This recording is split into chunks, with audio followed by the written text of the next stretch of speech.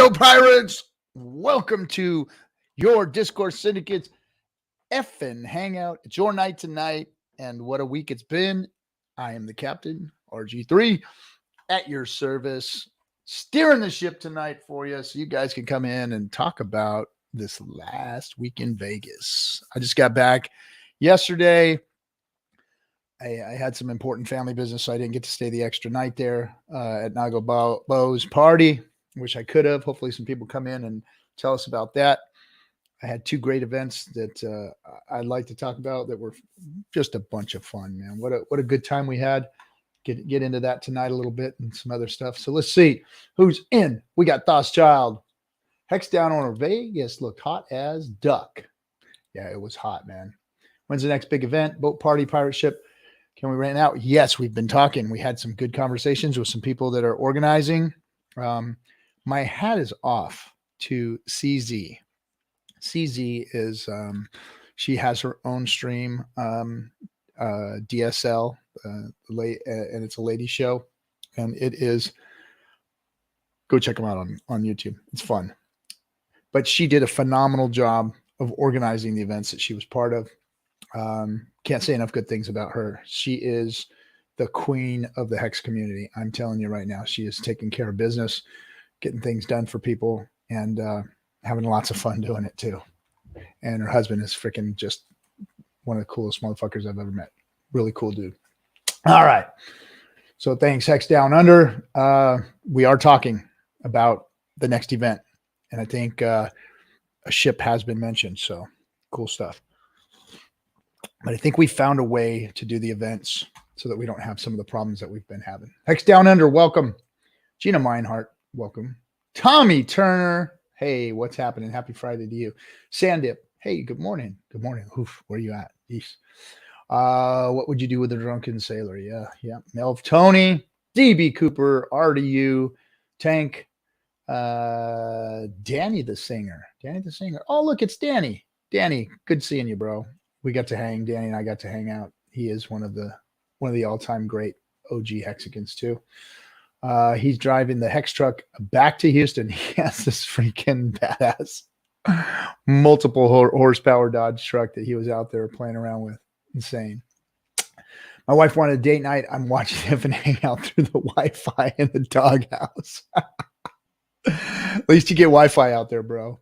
Hey, if it's being married or being on the FN Hangout, do yourself a favor and try and stay married. It's definitely, if you're married, take care of it. Let's see. Back again. Yes, Crypto Goose, we are back. DMT, hey, Hex, to $5 in 2025. I would like to see that. Hello, Captain. How's Vegas? We are going to talk. Dante, welcome, Dante. Ralph Afghanistan, Doorsy 78, ahoy to you. Maddie CBS, or C85, sorry. Crispy, Chase Jonathan, RG3, yep, that's it. Harvey Point Nas. The dudes are in the EU already picking up hardware in case he doesn't launch. Time to run. Okay. And then Optimal Timeline. Vegas looked like a blast with the cruise. Yes, it was. Nahyo Ra. Welcome, Nahyo. All right, everybody. So look, first shout. So first shout out was a CZ and her husband. Great people, great event planners, just a dynamite figure. Also, Black Hexican. She is freaking dynamite, handles her business. Susan Arts. Look at this, guys. Susan Arts made a pulse chain shirt for me. It is number 9. I think the other one I have is number 3. I got the hoodie also. So I got a hoodie. I got, of course, the pulse bandana. So thank you, Susan Arts, for doing the amazing work that you did. You can go check out. I don't know if she's going to sell this stuff or not. She may have merch for us, but this stuff is blinged out, man. Cool stuff we did. I don't know if you guys saw any of the footage, but we did a fashion show, walked it, did full pirate show afterwards. I had my gear that the highest of stakes got for me, and it was hot. That thing was hot in that nightclub. But what a good time we had at Power City. Power City Nightclub was phenomenal. Really had a good time. So anyway, thanks to Suzanne for the gear. This stuff is cool. Love your work, and hopefully you're going to be letting people get to it. All right. With any further ado, we got one guy here, always my right hand man, KNTX, Just the one Kinetics guy. himself. What's up, Knipples? Hey, fam. It's good to see you guys.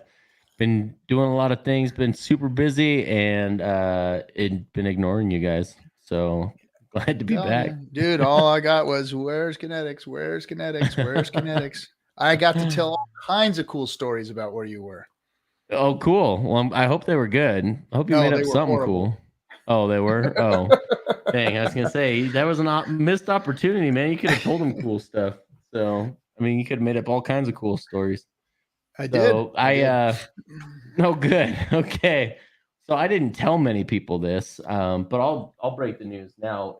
One of the days in the middle of the conference was my son's 17th birthday. So there wasn't, I really didn't want to, yeah, man, I had a hard time in the first place when I thought I was going to go. And then when everything seemed like it was going to fall apart and we needed to work on some things with our businesses anyway, I said, you know what, it'll just be better if I stick it out and stay around. So I did, and I got to hang out with my boy. And so we did a lot of cool stuff. And we spent a weekend in Moab. That's why I didn't miss you guys last weekend.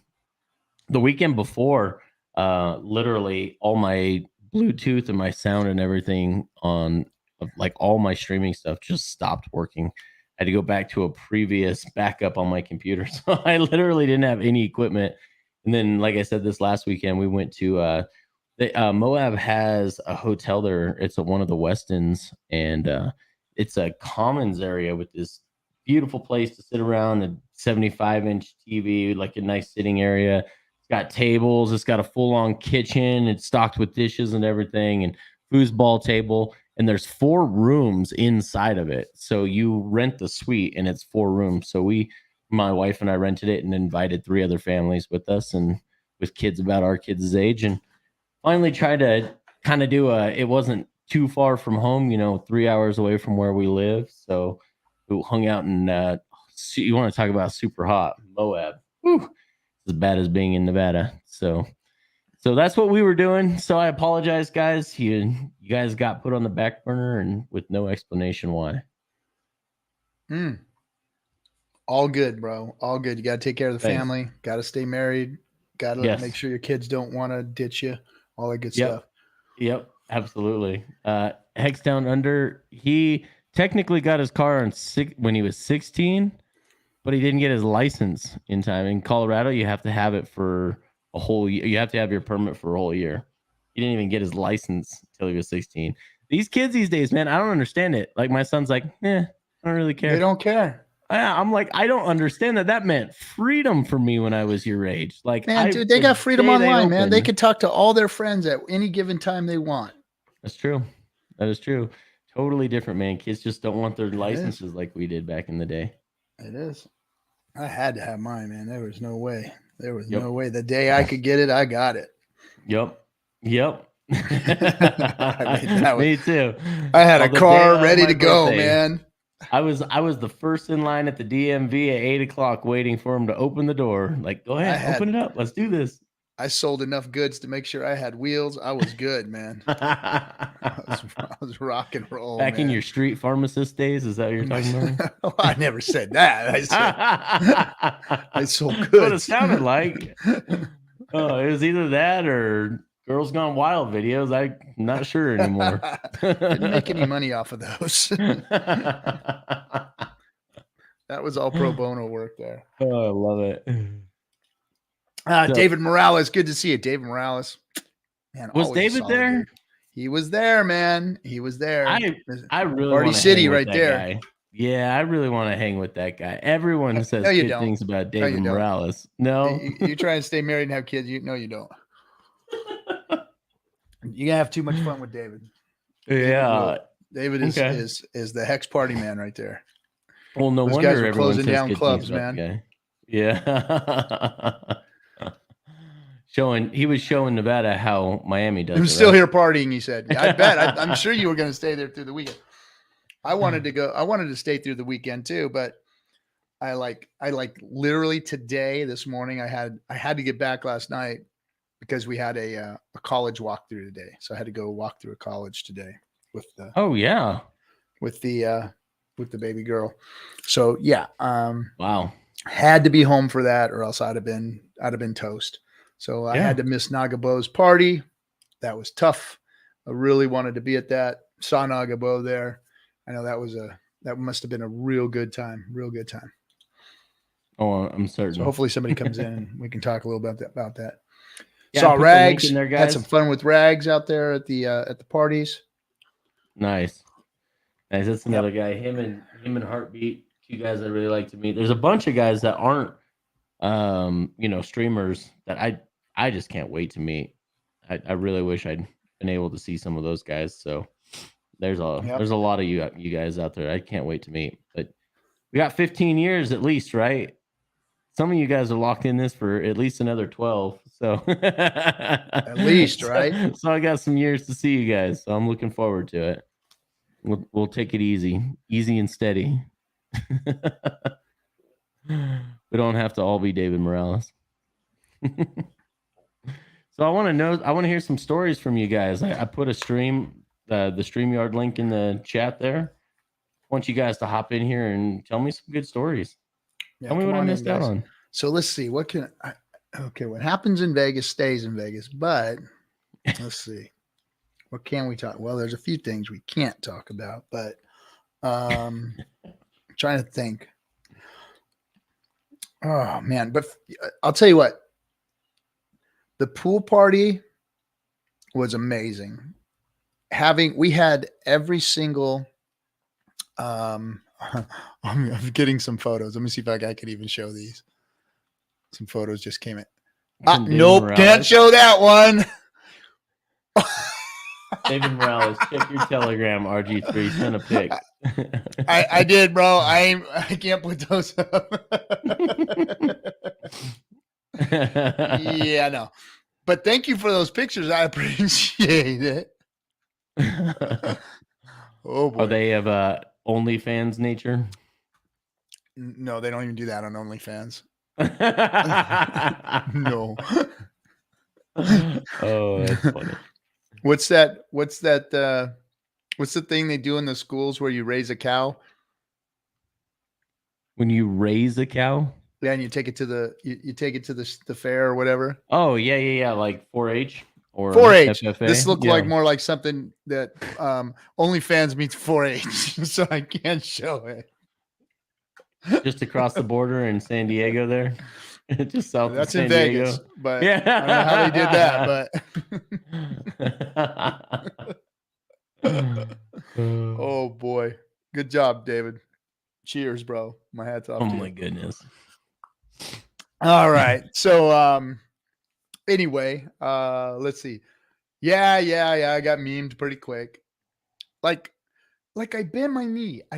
Bro. I had my knee bent. Like I had a foot flat on the ground. I had a bent knee, and that was it, man. I was on my tippy toes, you know.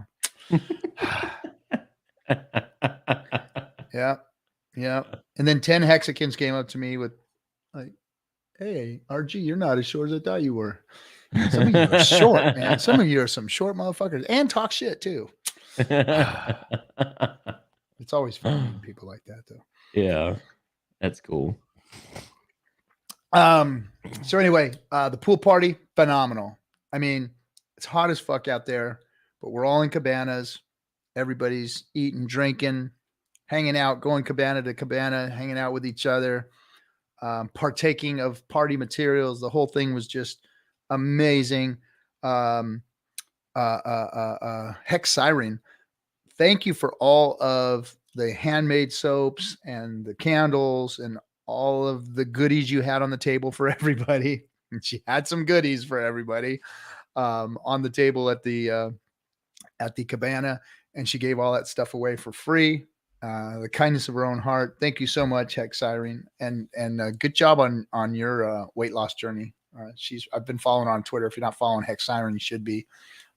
She was very generous and dropped a lot of good party materials off for the peeps at the pool party. But what I found was the community this time. This was different. This meetup was different. Sorry, I had to put it on the screen. Briz doesn't want to believe it. It's not in his reality that you got those compliments. Yeah, well, Briz is like, the same width as he is height. So looking good Briz, though. Looking good, Briz. Looking good. Yeah, what are you doing? Get in here. Now, I don't know, but I'm not gonna gossip. But I think we had some Hexican on Hexican stuff going on out there. Hey, Sandy Beach, how you doing? I see you in there. I see you. Thanks for hanging with us again. I think we got some Hexican on Hexican love connections happening out there. I've seen many. So you guys forget the captain don't drink. So as you guys all start to get really, really loose, I'm paying attention to what's going on. I'm watching you guys. I'm especially watching out for the ladies, for our ladies, because sometimes we see some shenanigans, and maybe not from the community itself, but maybe an outsider steps in, because we had a few outsiders step in and do some weird stuff to some of the ladies. Oh, yeah. So we're always keeping an eye on that. But I've been watching some of you guys sneaking around together. I think we got some Hexican love connections happening out there now. Come on, come on. Some of you are gonna have to start talking. But anyway, coffee making plays. Oh, coffee's always making plays, man. I live vicariously through that young man. He is my little step nephew, my crypto nephew. And you know who else is now? I'll tell you what, I love this guy, and he is a loose cannon too, is Jim Rat. Jim Rat, first of all, he's way shorter than me, so I like that. First of all, I fell in love with the guy just because of that. But I'll tell you what a good dude. His girlfriend was amazing. Just good people. He partied his butt off. Made a damn spectacle of himself. What an awesome young man. Thank you for that. I appreciate all of the work that you did on partying as hard as you did. It was a lot of fun, but I love that kid. Keep streaming, bro. Keep doing your thing. You're awesome. Who else and what else was going on there that I was observing? So the pool party. What else? What else happened at the pool party? There was, man, that was just a good networking event. This is what's important, I think. When we started streaming, we attempted to develop and build the community, because the most important part of a crypto is its community. First of all, it has to be solid tech that works, that turns on and never turns off. And Richard assured us that. He said, here's a good one. It's all good. And the community developed around it. But every time we had a meetup, the bonds got stronger. So the first meetup was Brasology, Vince, Crypto Vince, Dollar Cost Crypto.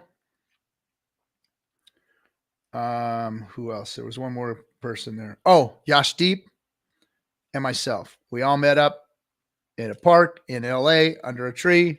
That was the first Hex meetup. We filmed it, recorded it. That was my first short meme, by the way. That's where that came from. Mm-hmm. Hexo yes, the Hexologist did a great job making you like 6 inches shorter than you really are. Yeah. And then before that, after that, I ended up in people's pockets. Yeah. And I got put in a high chair shaking Richard Hart's hand. So anyway, every time we did that, the relationships got stronger and the networking got bigger. So we started out with 5 guys in a park, and this thing ended up with, there had to have been probably 500 people or more there, because even there was the Hex event, the Pulse Chain event, I mean, and there were just people from, people were all over the place still. People were all over the place.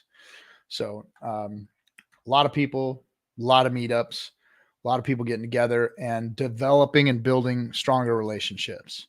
and even maybe mending some that were out there. I know I went out and tried to mend some fences with some people that were out there, and it all went really well, because there's something about being face to face and not being 2-dimensional that changes everything. I believe that.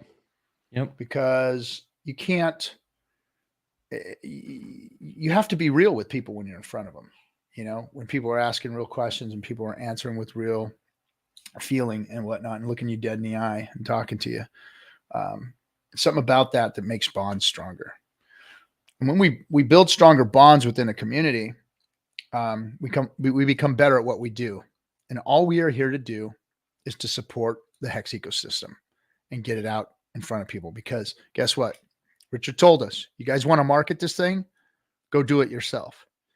That's what a cryptocurrency community is supposed to do, is go out and market the crypto. Send it to everybody, let everybody see it, help everybody onboard. That's what we do. That's all these streams are for. That's all this relationship building is for.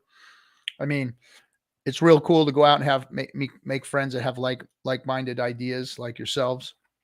But something else about helping to develop the community and make outreach and market for the crypto that this thing is really, geared for. So I think it was great. I think we built stronger bonds than ever before. I know it was turning into an issue with some of the things that we were having challenges with, not us particularly, but the people that were setting up the event. And I think that was all worked out. And my hat's off to Gary, Funding Jim. If you don't know, Funding Jim came in and helped to fix the mess that was occurring on Pulse Chain. I know it's the elephant in the room. I don't want to get in too depth on it, but turned out he went out there and saved it and did a really good job of doing so. They had Richard on stream there, and it was all really good. So hats off to Funding Jim for being the adult in the room and making sure everything went smooth for the Hexicans that did pay for rooms and pay for the event and all that kind of stuff. So thanks again, Gary, for making everybody whole. Who else? What else? What was going on? So a gentleman at the where were we at that party? I gotta get my party straight. The nightclub party, that was Power City. Yeah, it was Power City's event. I'm sorry. So the Power City event, somebody walked up to me, and I'm sorry, bro. It was in the middle of the night. We're passing through I was getting ready to go do the fashion show. We're passing through the area there, and you gave me that really bitchin' badass freaking Hex cap. Thank you so much. It's a puff hat with the Hex logo on it. I love that thing. Flat brim, black. That thing is freaking down, man. I love it. So thank you for that. If you are in the chat room or whatever, please jump in so that I can thank you for it. Let's see. It even has on the back, it says LV 2022. Oh, it's inside. Fahrenheit Headwear. So I don't know if that was his company or if he got it through them, but Fahrenheit Headwear is where it said. And then there was something else. Let me see if I can get it here. Hold on a second. Finally got mine from Mr. Magruder. Ladies and gentlemen. See, can you see that? Yeah, there we go. To the captain, it is. RG3, the captain. December 4th, 2021. 11 of 11. This is all 0.999 fine silver. Hex logo, Pulse Chain logo in a case. Little nice lock and key. Very cool. Thank you, Brian Magruder. I appreciate that. And he gave me another one. My boy's going to put that away in his safe. I'm going to give that to him. Thank you. Brian was really cool. He also gave me a bunch of these metal cards with the Pulse Chain and Hex.com. What do you call it? The QR code. So they're cards, and you can just hit the QR code, and that takes you right to the website. So kind of a cool idea, these things. I'm going to give some of these out. I got a whole box of them to give out. So he gave those to me. So thank you, Brian Magruder. You are one badass dude. Here's another one. This is cool. So this gal right here, I got to meet Fashion Coder. What a sweetheart she is. She is just like good old girl, man. Her dad was there with her, and just a really, really cool young lady. She gave me a Fashion Coder sticker, and she hung out at the pool party with everybody. And yeah, it was really, really, really, really clear. Cool. Yeah, I don't wear pants. At least I'm not in my underwear tonight. It is hot enough though to be in my room. I've just got shorts. Let's see. I'll turn off the fan here. We got someone in the back room. I'm waiting for them to return their. They're waiting for us. And turn on your camera there, producer. He had something he wanted to hold up, but you were in the middle of explaining some things. So pants don't fit, or the diapers up. You know what that's gonna get you. Yeah. Where's the money gun? I didn't have the money gun. I think that was either Sammy or one of the gals had that gun. They were doing something at one of the pole dance nightclubs or something. They had that. Sammy, what a hoot meeting Sammy. Sammy is just freaking golden, man. She was all the way out from Australia hanging with us and keeping up partying with everybody. And her and Brasology were like peas and carrots, man, hanging out, having a good time.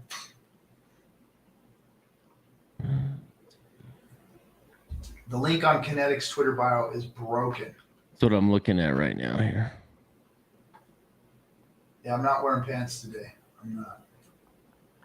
I'm wearing like baggy basketball short things. Feeling good. I had to running live. I'll bring this back over. I had to sleep for a couple of days almost, man. It was just like the last day there, I was I was just I was not running on all cylinders after the last day.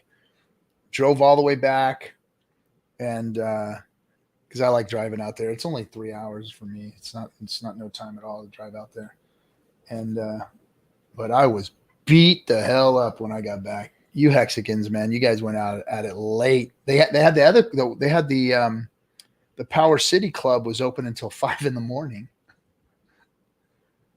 They had that thing go from I think we started at 8 and they went until 5. I cut out of there at about 1 o'clock, 2 o'clock. I couldn't take it. Was 2 o'clock. I couldn't take it anymore. I'm an old guy. I don't know if I could have made it that long. They had set that thing up so cool, man. You got a taco truck in the back. So you walk through the club. You got the club and the bar and the dance floor. They had shit. Who was the DJs there now? DJ who's the Limp Bizkit DJ that was there? DJ Lethal. Sorry, Lethal. And there was another one there too. I'm not big on all the DJ names. Sorry, guys. Gina Meinhardt, haha, Dorsey 78. You might pass a few post office and there he is. He's in servos between towns within 3 hours. Haha. DJ Lethal, that's it. DJ Lethal and Crystal Method. Crystal Method was very cool. Now I remember that. All right. Would you get back on camera, would you? The producer keeps dogging her. DJ's less than lethal. Not as lethal as he may have used to be. That's for sure. But no, it was cool, man. They got up on stage. We had our own singers up there. We had Corey the investor. We had man, I'm having freaking problems with my memory, man. This is weird. Something's going on. Maybe I need some more herbal tea. We had Freddie Quotes up there. Just they all tore it up, man. It was a good time. That was I saw you dancing down the aisle. Oh, that was during the everybody was kind of like walking down the fashion show aisle, and I was like, come on, guys, let's fucking light this thing up, man. I was gonna do like the I was gonna do the bounce thing, but I was like, nah, I can't do the girl bounce thing too well. You know, like the big tall drink of water models or whatever. Yeah. So I figured, nah, I better go out there and just freaking kind of halfway crip walk it through, you know. And then Yep. yeah, so it was fun. It was fun. Okay, there he is. Okay, I'm putting you on, dude. I'm bringing you up. There he is, ladies and gentlemen. Crypto King, the producer. What's up, dude? What up? Can y'all hear me?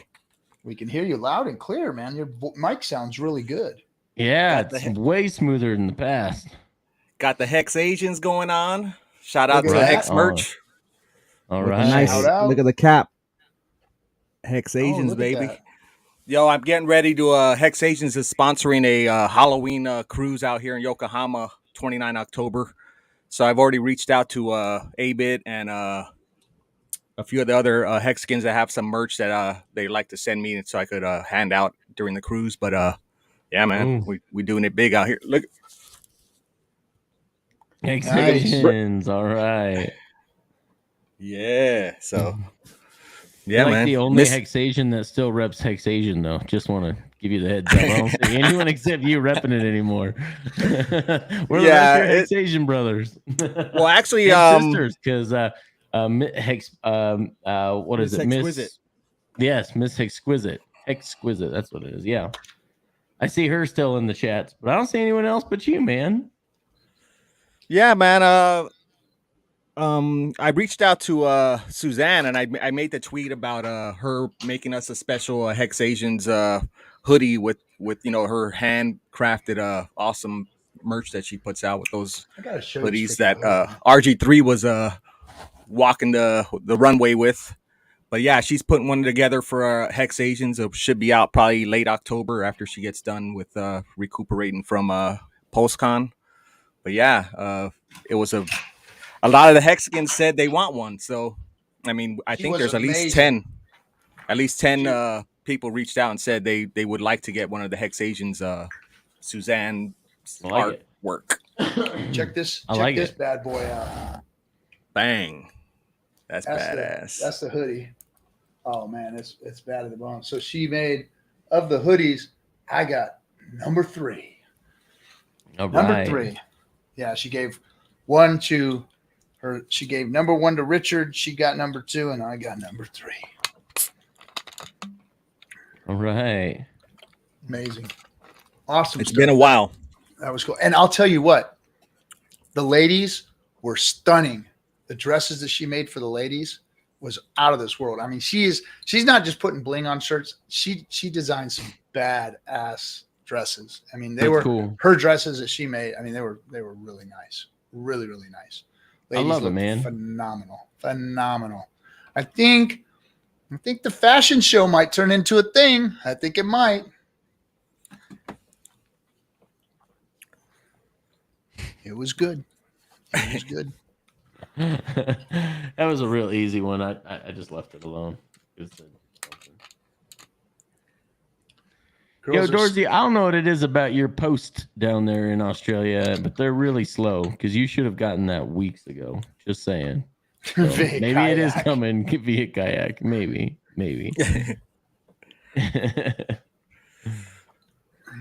There she is. Miss Exquisite. I knew she was around. Yep.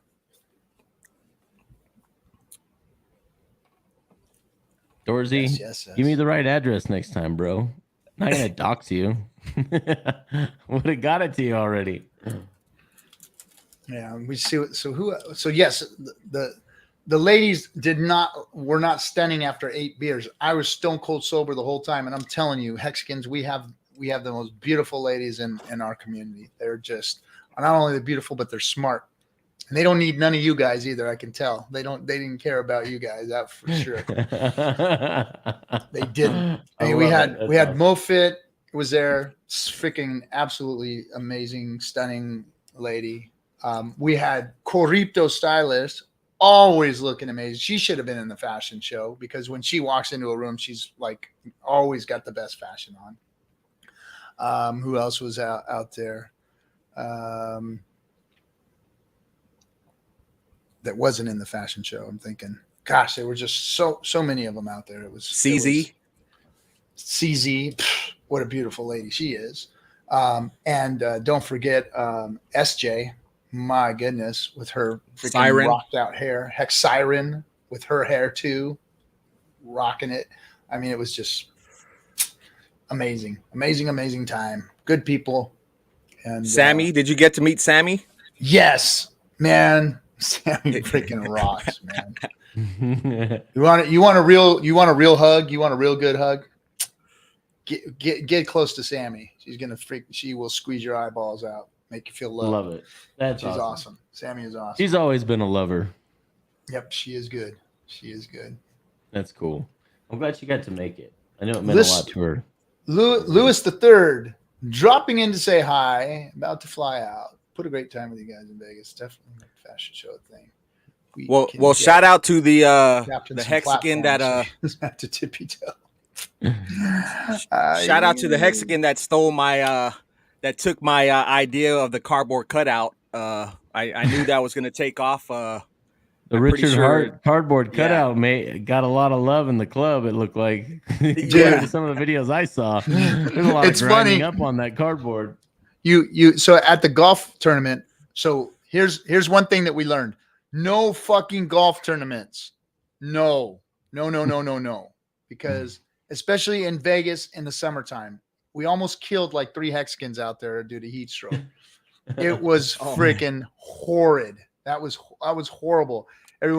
Nobody was golfing. We had nobody show up at the ladies' hole, but 2 or 3 people hitting marshmallows. But yeah, golf is not awesome. Sorry, Trey. 12342. I like golf. It's not. Golf sucks. I like golf. It's a little tiny ball. They spend a lot of money chasing around. I don't know if you can call it a sport. They call it a sport. It's like saying like bowling. Yeah, exactly. It's like shooting pool. When you see, it's like on Kingpin where it walks in and everyone's overweight and sloppy and hair comb overs, and they're like, "Man, this is amazing to be in the presence of so many professional athletes." Or it's just like that. So I agree. So hurtful, Captain. No, I'm sorry, guys. Yeah. I want to do don't want to do a little Hex Asian segment here. Tell us in the chat, what are you drinking? I'm drinking this. What is Shout out to D-Raj. Gigant. It's like a energy drink, kind of Japanese. I have vanilla chamomile tea in my death mug. It's a tribute to Queen Elizabeth. God rest her soul. So the Nazi queen. Roger that. All right, no talking about the Queen on this show. We're not going to go either way on the Queen on this show. Hey, let the dead I just want to pay respects to the dead, regardless of character or whoever she may or. Let's not take it there. We're going Switzerland. I agree. I don't want to go there. I don't want to get political with it. Just pay my respects. I don't need our channel being taken down. You know, the crown owns our Fed, right? Anyway.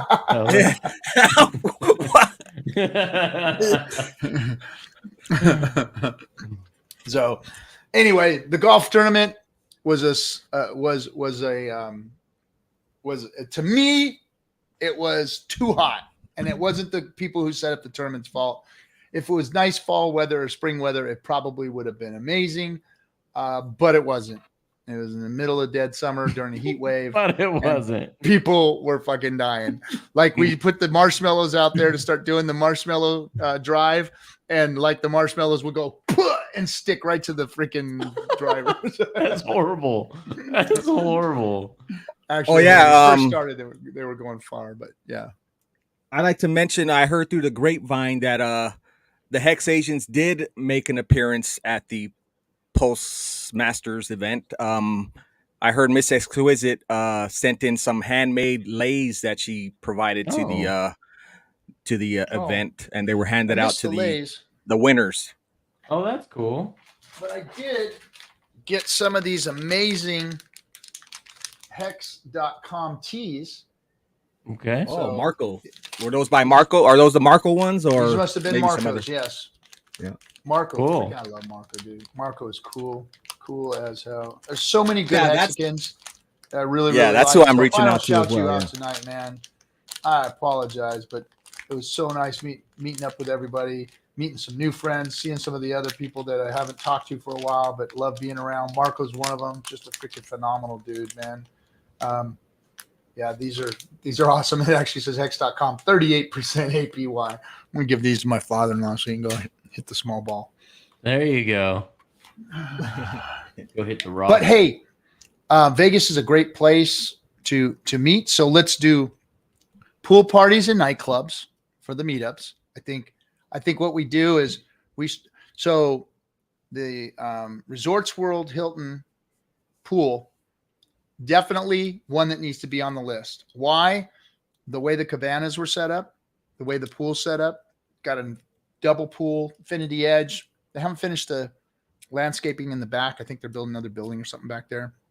But definitely that pool is one for the making. I say, and what me and CZ were talking about, the grown-ups in the room, we were having a chat, and we were saying, we're not at stupid TED Talk convention yet. We're not there yet.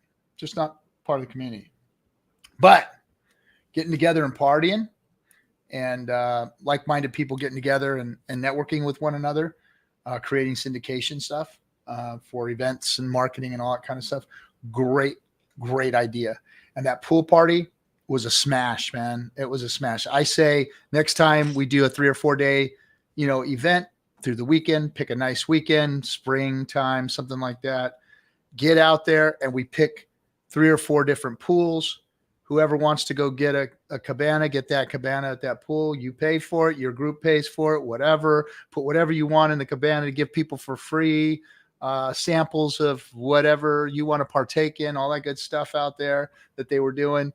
Just have a party at a pool during the day. And then at night, we ran out of nightclub and we just freaking tear it up at the nightclub and let everybody do their own thing, instead of trying to put a big crazy event together because, man, those events were just freaking phenomenal.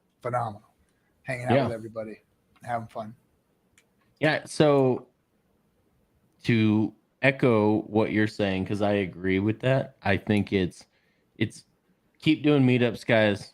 Keep bonding those relationships between all the Hexicans. I think that's the way to go. Have a good time, have good company, have good food, have good drink. I think it was 2 days ago, or maybe it was yesterday. I actually listened to Trevon, and he said some pretty cool things that just struck true with me. He said, it's funny. He goes, how I know we're still early with Hex and Pulse is that the Hex and Pulse conferences still look cheesy. And he goes, and that's how Bitcoin's conferences looked when they first started too. That's how I know it's still early.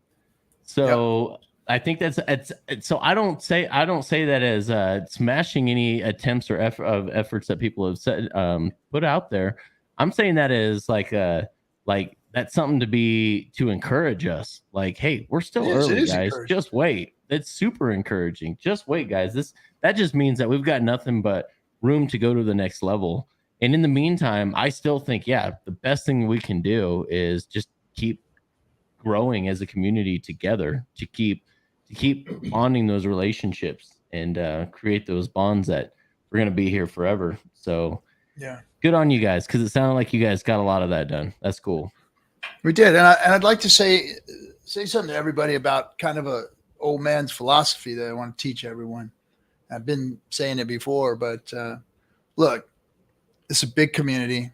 There's a lot of different views on things in this community. We've got people from all sides of the aisle when it comes to religion, when it comes to political views, when it comes to cryptocurrencies and how to use them and whatnot. Even within Hex itself, how to utilize Hex and its products that are built on it. We're all going to have differing opinions. I want to make a suggestion to everybody. We're all going to be in this for a long time. And whenever I sit down with anybody in this community, I found out one thing. When we sit down and really talk eye to eye, we have a real conversation, and it's not, some bullshit fight or anything. We have a real conversation about who we are as human beings. We end up agreeing upon 90% of our shit. There's about 10% of the shit that everybody has. I'm not perfect. Knipples ain't perfect. The king ain't perfect. Well, I'll have 10% of weird shit about us that people aren't going to like. Maybe some people might like it, but it's just stuff people disagree on. And guess what? We don't need to talk about that shit. We don't need to bring that shit up and let the 10% of the things that we don't like about each other make us hate each other. That's not how we do it. Every human being is sacred. Every human being is important. And if you look at them, at the 90% of the stuff that you like and build a relationship with them, you'll realize that the 10% doesn't matter. And I want everybody to start realizing that, because we need this community and its strong people to come together to help us grow this thing and take it to the world. Because look, we all made it. All you folks made it. Next bull run is going to make you all very, very wealthy. Even if you have a small bag, you're going to end up being very, very wealthy with the way this thing is going and where it's taken, where Hex is being taken. So to whom much is given, much is expected. And what's coming to you is riches beyond your wildest dreams, and you need to go out there and be a good custodian of it. And that means going out and developing and fostering relationships and spreading this around so that people that aren't as fortunate as all of us can participate in this. Because if we get gatekept, if we get censored, if the government tries to outlaw certain things that mean a lot to us in DeFi, then it's on us. We've got to go out there and try and make things right for us, make things right for the world later on to be able to utilize these things. So start developing those relationships and quit focusing on the 10% of shit that you don't like about people. There, I said it. Yeah, there you go. Hell Good way to yeah. put it. Can I do a shout out real quick? I'd like to shout out Hex Token. If you guys haven't seen his channel, he does 2 live streams a day. He really deep dives into all the ecosystems where that surrounding Hex. So shout out to him down there in New Zealand, Superman. And Randy, congratulations on achieving above 5,555 subs on your YouTube. Bang, bang. Randy Hilarski. Heck Welcome, yeah, dude. my boy Randy. I like Yeah, the we miss you, Shmita Randy. talk. I love it. Come hang out with us one of these days. Yep. We haven't heard from you in a while, man. We miss you. Yep. Love to see you again here, bro. So I love the Shmita talk, man. But I've been a big believer in that for a long time. You can't deny the cycles, man. Can't deny the cycles. So there was something else I just saw in here too. Where'd this go? Oh yeah. Yeah. Hex Token, he's doing 2 a day now, right? 2 a day, yep.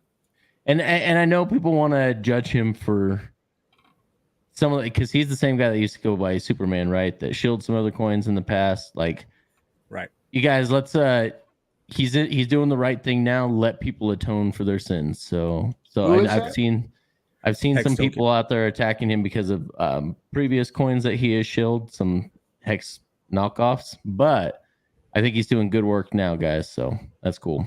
Love it. Did you sign the auction bags, RG3? What auction bags? I don't know what you're talking about. Yeah, at one of the holes, I think the one that Jack Hexican was at, they had one of the Hex merch duffel bags, the Louis bags, and a lot of the Hexicans were signing it. I saw GR Jim Rat and Toby signed it on camera. Oh no, I didn't. I didn't get to. Maybe I did. I don't know. I signed some things. I think I signed some things. I find that weird still. So, but yeah, I think I did sign something when I was there at the golf event, golf tournament. Yeah, I'm gonna have to go to Anarchapulco sometime, Randy. If that's the only place I get to meet you, I gotta meet Randy face to face. I gotta meet that guy. I got a budding bromance with that dude. Yeah. I've always loved that guy, man. Always have. And he's always been such a big supporter of ours. It'd be nice to meet him.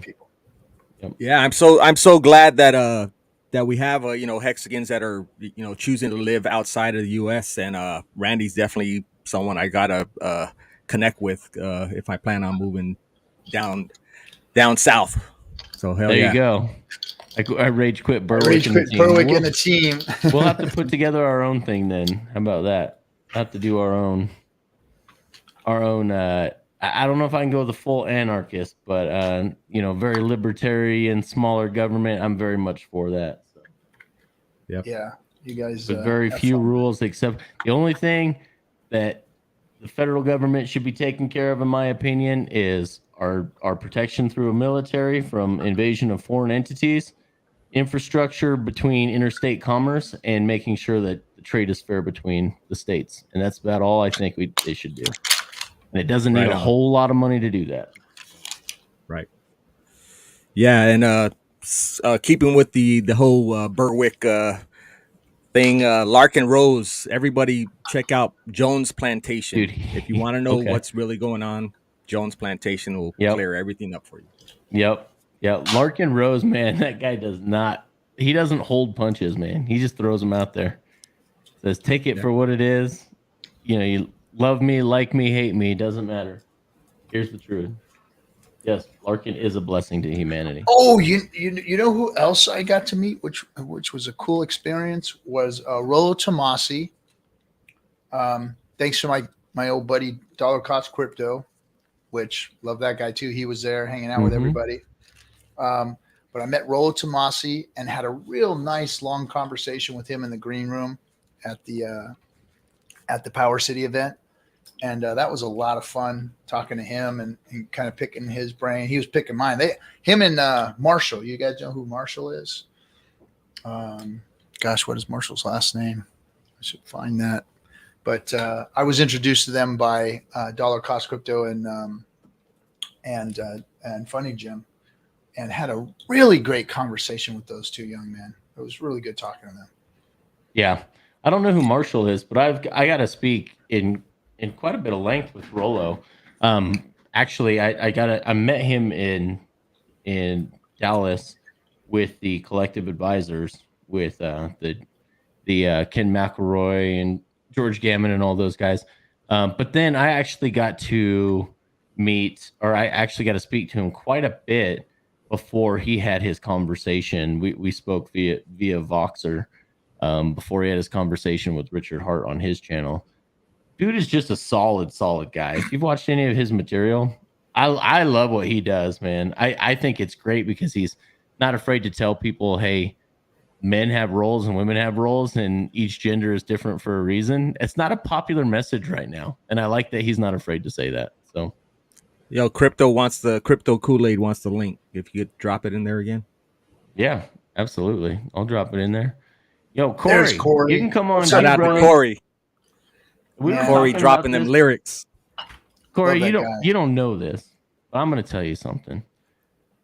I think you've got a song out there that is so underrated. I don't know why every Hexican isn't out there playing. Well, it's my favorite. What's that? Let's play it. Okay, well, I'll pull it up if I can remember where to find it. That's my problem is I never can find all my resources. Then I think he has me SoundCloud looking over here for 25 minutes trying to find it. I'll find it. It's not a big deal, but I'll find it, Corey.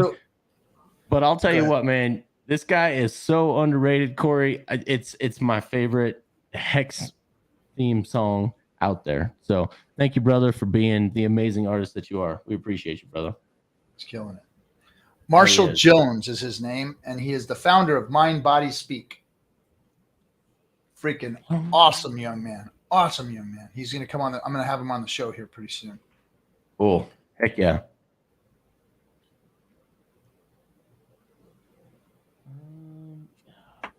Let me sign in on this other. I know I'm got an account on this other side here. Is it that Hex Cipher with Base God and all them? Hex Cipher.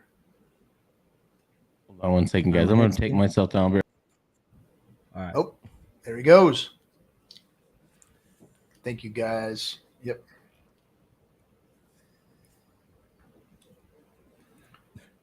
That new mainnet with Naga, that one's pretty dope too, man. What's that? I think I might have missed that. Yeah, the new mainnet, the one they got Naga Bo keeps on saying mainnet, bitch. But yeah, that's tight.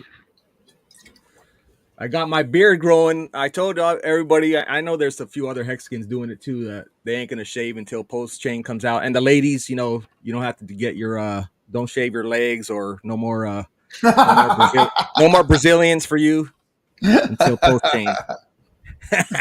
Oh man, I don't. I probably would shave this off if I didn't look like a middle-aged lesbian. You know, when I shave, I look bad, dude. It just doesn't look right. Gotta have a little facial hair, even though I'm getting the gray tips going here. Orca, we probably can't even see his face by now. He had a pretty mean Grizzly Adams going on. Yeah, he did. Yeah, there was. I was glad I didn't kind of grow up in the beard era here. I'm not a big beard guy. I can't do it. Drives me nuts. So what else is going on out there? We getting plans in Japan to do a cruise, you said?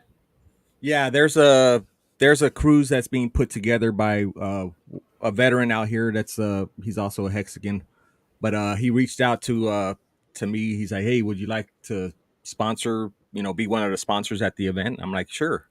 So me and middle class, we put together some money, and we're sponsoring the event. So they're putting our logo. They're allowing me to bring. I had some dope ass banners made by Bullish 6x3. So what's the cruise going to do? Where's it going to go from?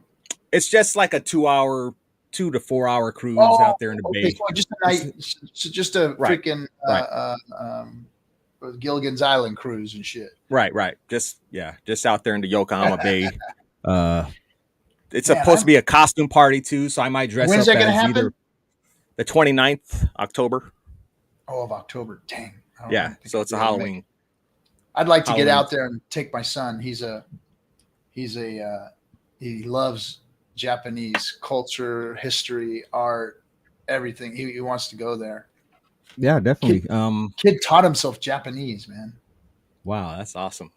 And he speaks fluent Japanese. Like he came. Now the first time I didn't even know my kid spoke Japanese, and he heard me talking to Papa B, right? Mm-hmm. And so like my son asked me, he goes, "Hey, you got a friend that's from Japan you're talking to?" I said, "Yeah." He goes, "Can you mind if I talk to him?" I go, "Yeah. What do you want to ask him?" He's like, "I want to speak Japanese to him." I'm like, "Oh, you learning Japanese?" And I didn't know anything about it. My son sits down and starts talking to Papa B like, "Dude, like my boy spoke Japanese." He's like, I mean, like in flux, and like Papa B is like, "Dude, I don't speak Japanese like that, man. I don't know." Wow. But my son is like, he's that good. But I mean, he's got Japanese newspapers. All of his walls are like wallpapered with Japanese newspapers. And does he like the manga too, like the Japanese comics, like Dragon Ball? He's not so much into the kiddie stuff. He's like a really matured into the real Japanese culture and the whole really takes it serious, and he's learned Japanese so well that he's actually teaching people Japanese. But my goal is that within the next year, I want to get out there and take him to go to that very famous sushi restaurant. Like to take him there and go have some sushi and visit Japan.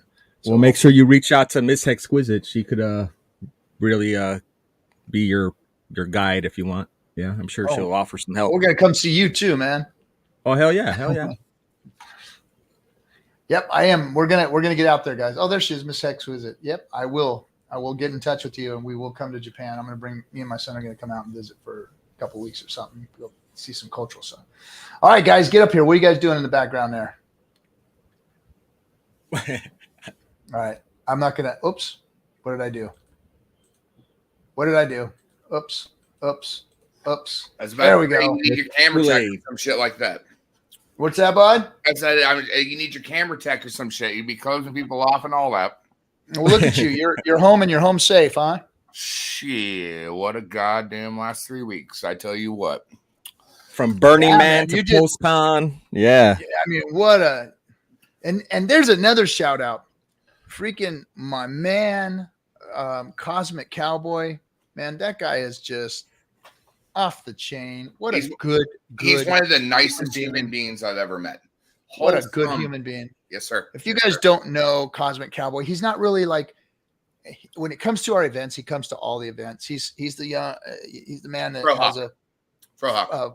frohawk on his head. It's always pink or purple, and he's got diamonds on his cheeks. And he runs a theater at Burning Man, and he has his own, I guess, like little camp. 21 years running. Yeah, 21 years running. 21 years, and there's like 250 members. Like amazing. These Burning Man folks, like my buddy Kool-Aid here, they're just can't wait till next year. We're gonna go next year. Me and my Oh, son. it's like nothing you've ever seen because it's actually like very Hexican community. Once you get in there, there's no money, there's no nothing.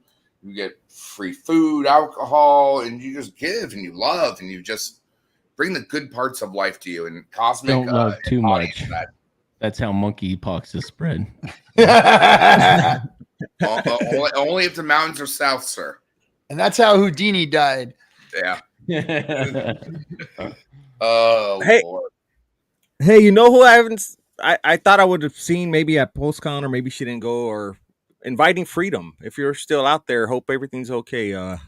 Just haven't seen too much out of. Yeah, She's She on didn't a show tree up. planting sabbatical.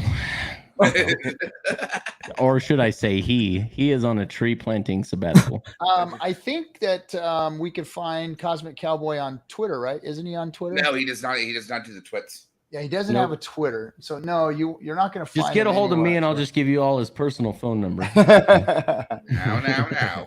Twitter. Yeah, he doesn't really do social media, but man, what a great guy he is. I What like a that great, guy. great He guy came and is. visited me in think I got Maui. Yeah, When I was he's- vacationing in Maui, he came out and saw me. He's literally one of the best people. He has a YouTube, but he's just so swamped with all the stuff he's doing right now. He hasn't had a chance to like Oh, work it. But now that the burn's done, that's a huge thing for Oh. all of us. we're so sorry, everybody. Oh. We're Oh. sending you a special love and hugs and all that, man. There ain't nothing worse than losing your little fur buddies. Yeah, man. I'll lay I off cried. on you for a night, okay? Yep. Give you some time to grieve. Sorry 'Cause for that your does loss. suck. Bye. They're family members, man. Yeah. Yeah, they are. Yeah, we're not- My cats are so crazily happy that I'm home. It's wild, absolutely wild. Like the cats insisted that they jump in my lap when it was on Cabana Stream earlier today when I got home. Oh God, I've got so much cleaning to do. Being out in the desert for 2 weeks. Dude, plus is it every family in America has to have the same side table? Because I used to have that. I had two of them. Looked exactly like the side table. Actually, you're I bought, sitting I on right bought now. yours. Oh, that's where you. I think that Well, was- you are that from was your Colorado. birthday. That makes sense. Yeah. Okay. All right. That's right. That was that Southwest. garage sale when I was moving back from Denver. That's right. Yep. I love it. Hey, Kinetics, can you show us live on camera you adjusting your thermostat? I can't. I cannot. No, I'm just kidding. You know, I heard about something about they're locking out people's thermostats, and maybe not in your area, but somewhere in Colorado. Oh, our city outraged against the whole smart meter thing. So where they that's can just good. remotely turn them off. Yeah. I No, like that we you say said, you live in a city when I know you're in the mountains. well, town, Town. There you go. rural Farmville. Yeah. How about that? Kinetics Town. Yeah, that's right. That's Yeah, right. well, when you come from Fort Collins, you know where all the rest of them are. There's only like so many places you can go, and he's past that mile line where you're in cities. So I did want to bring this up. It's my boy, Coin Investor. And Welcome that to guy's a Crypto. gentleman and a I scholar. freaking Great love this people. song. There it is. Let's hear it. I Let's hear can't it. get enough of this song. Let me know if you guys can hear it. If not, tell me right away. Yep, we got it.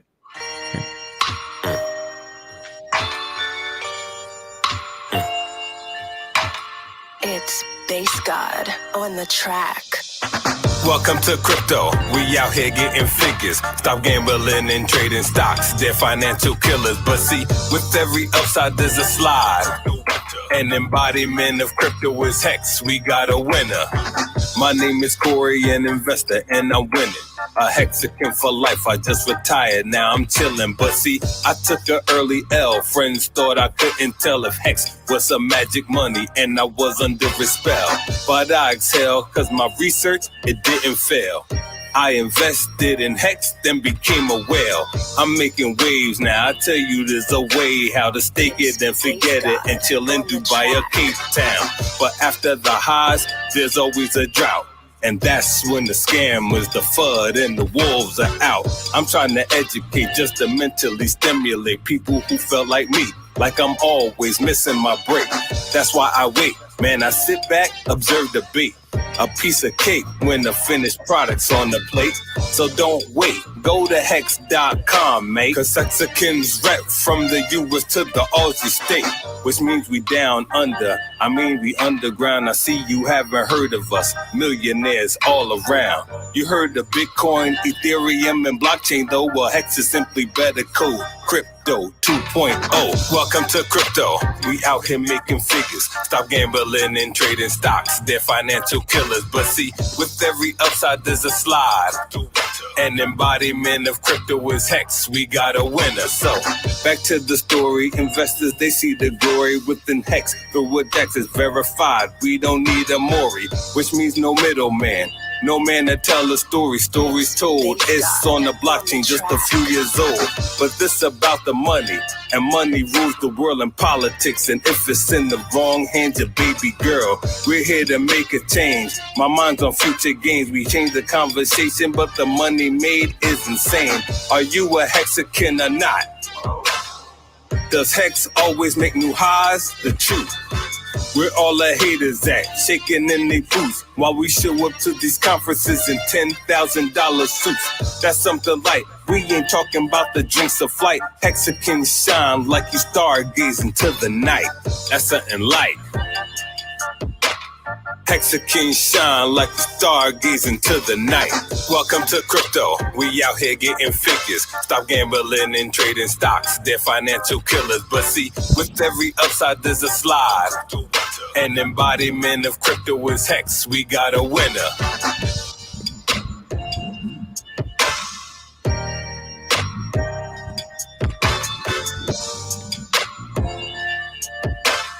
It's Bass God on the track.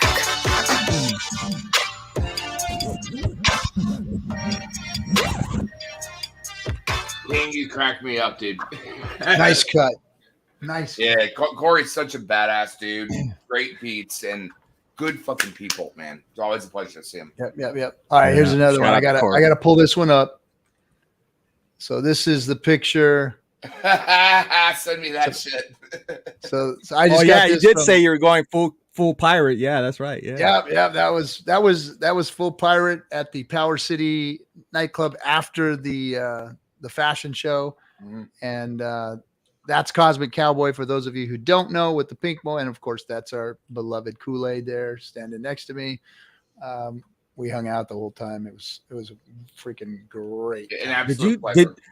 Did you buy the actual costume from Caribbean? Goddamn. No. That was made for me by the same folks that do that work for those shows. That was a Hollywood tailor made that from scratch. They took like freaking 40 measurements, and they from head to toe, and they made that whole suit for me custom. Now I was 30, 40 pounds heavier when they made that thing for me. So, it looks sharp, dude. It looks seriously sharp, man. It was dope, man. They did a really good job on it. And then, so went full pirate on at the nightclub. Apparently, people say that there's a bunch of videos of me dancing, but I can't find a single damn. I saw a few. Now I did something. I probably did something that was a first. I had somebody send them to me because I never get to see me dance because clearly I do the dancing. So, yeah, Cabana mentioned it earlier on his stream about. I look on the Twitch, but I hate it. I can't find anything about it. I'm like, well, yeah, you were out there doing the freaking what do you call that? The pop and lock, liquid, all around. In my younger days, I used to b-boy, but that shit hurts now. I'm old.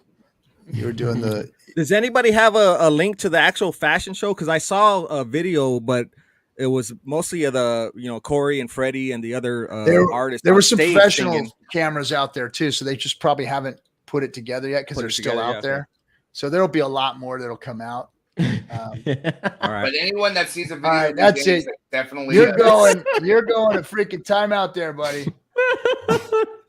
Connor, you earned yourself a legitimate timeout after that one, man. Yeah, timeout Actually, there, Connor. the I funny can't even thing- hide the comment now because you blocked it. The funny thing is, ECC is Oh. actually really, really, really, really tall. Like, and so when I actually Dollar cost is like, I think he's like 6 foot it's like 6'4" or something like 4 that. or 6'5". Yeah. But the way he has his camera placed, he looks short, right? Mhm. Because of the He's way a that the big camera- dude too. He's freaking. He's huge. He's huge. freaking And monster. so I of got a man. picture with him, and I was telling Miguel, I'm just like, I got to put a little tiny captain in your fucking lapel, and we take a picture of each other. Put a little captain in your pocket. That's right. That's the Lucky Charms. Put a right little there. captain in your box. Yeah. Yeah, but it was fun, man. Oh, so by the way, Patrick is from Crypto Spavok is setting up an actual cruise, a 4-day cruise for everyone to go down, which is actually one of the best onboarding opportunities you can, because technically they're all landlocked with us, right? You can't go anywhere. So like that's actually really, really, And really that's when the timeshare sales pitch goes. well, Is I when you mean, gotta walk on out. we can counter that timeshare sales. If you want to eat, you have to listen to this pitch. Yeah, that's right. Yeah. I love it. X Down Under says, I don't know who gets more shit, RG3 or Hexologist. RG3 Well, gets more shit. RG3 definitely gets more. no, I get, Hexo gets it like from all angles. Like they get Hexo all the time for something. It's just the short thing. I don't know. It's like, I wish they would like hit me some other ways, because it's I like, wish they would grow their insults. Then it would be all right. yeah, like Hexo's got all kinds of, it was like every time he screwed something up, they would hammer him, meme him, all of that stuff. But it's just got, Well, I liked his McAfee recap, because of course all of us hate watching ourselves. But like he did interview Richard first and then McAfee, and shit, interviewing John McAfee, that's a legend. Yeah, that was legend, man. Yeah. That was legend. Yeah, we never got Uncle John over here. No, we were about to, and then he The thing died. He happened. went to prison, and then Well, he first died. he went to prison, yeah. That's Oh, bad. here's another one right here, man. This cat right here, this young man, this guy is cool ass people. KG is freaking badass. What an awesome young man. Nice meeting you, bro. It was fun hanging with you and your wife or your girlfriend. I think it was your girlfriend. Sorry if I made that wrong. Put you- or mistress, whatever she was. I mean, I shouldn't say that. You're not supposed to talk Oh, about and that. right as I say that, Oh, nude comes on.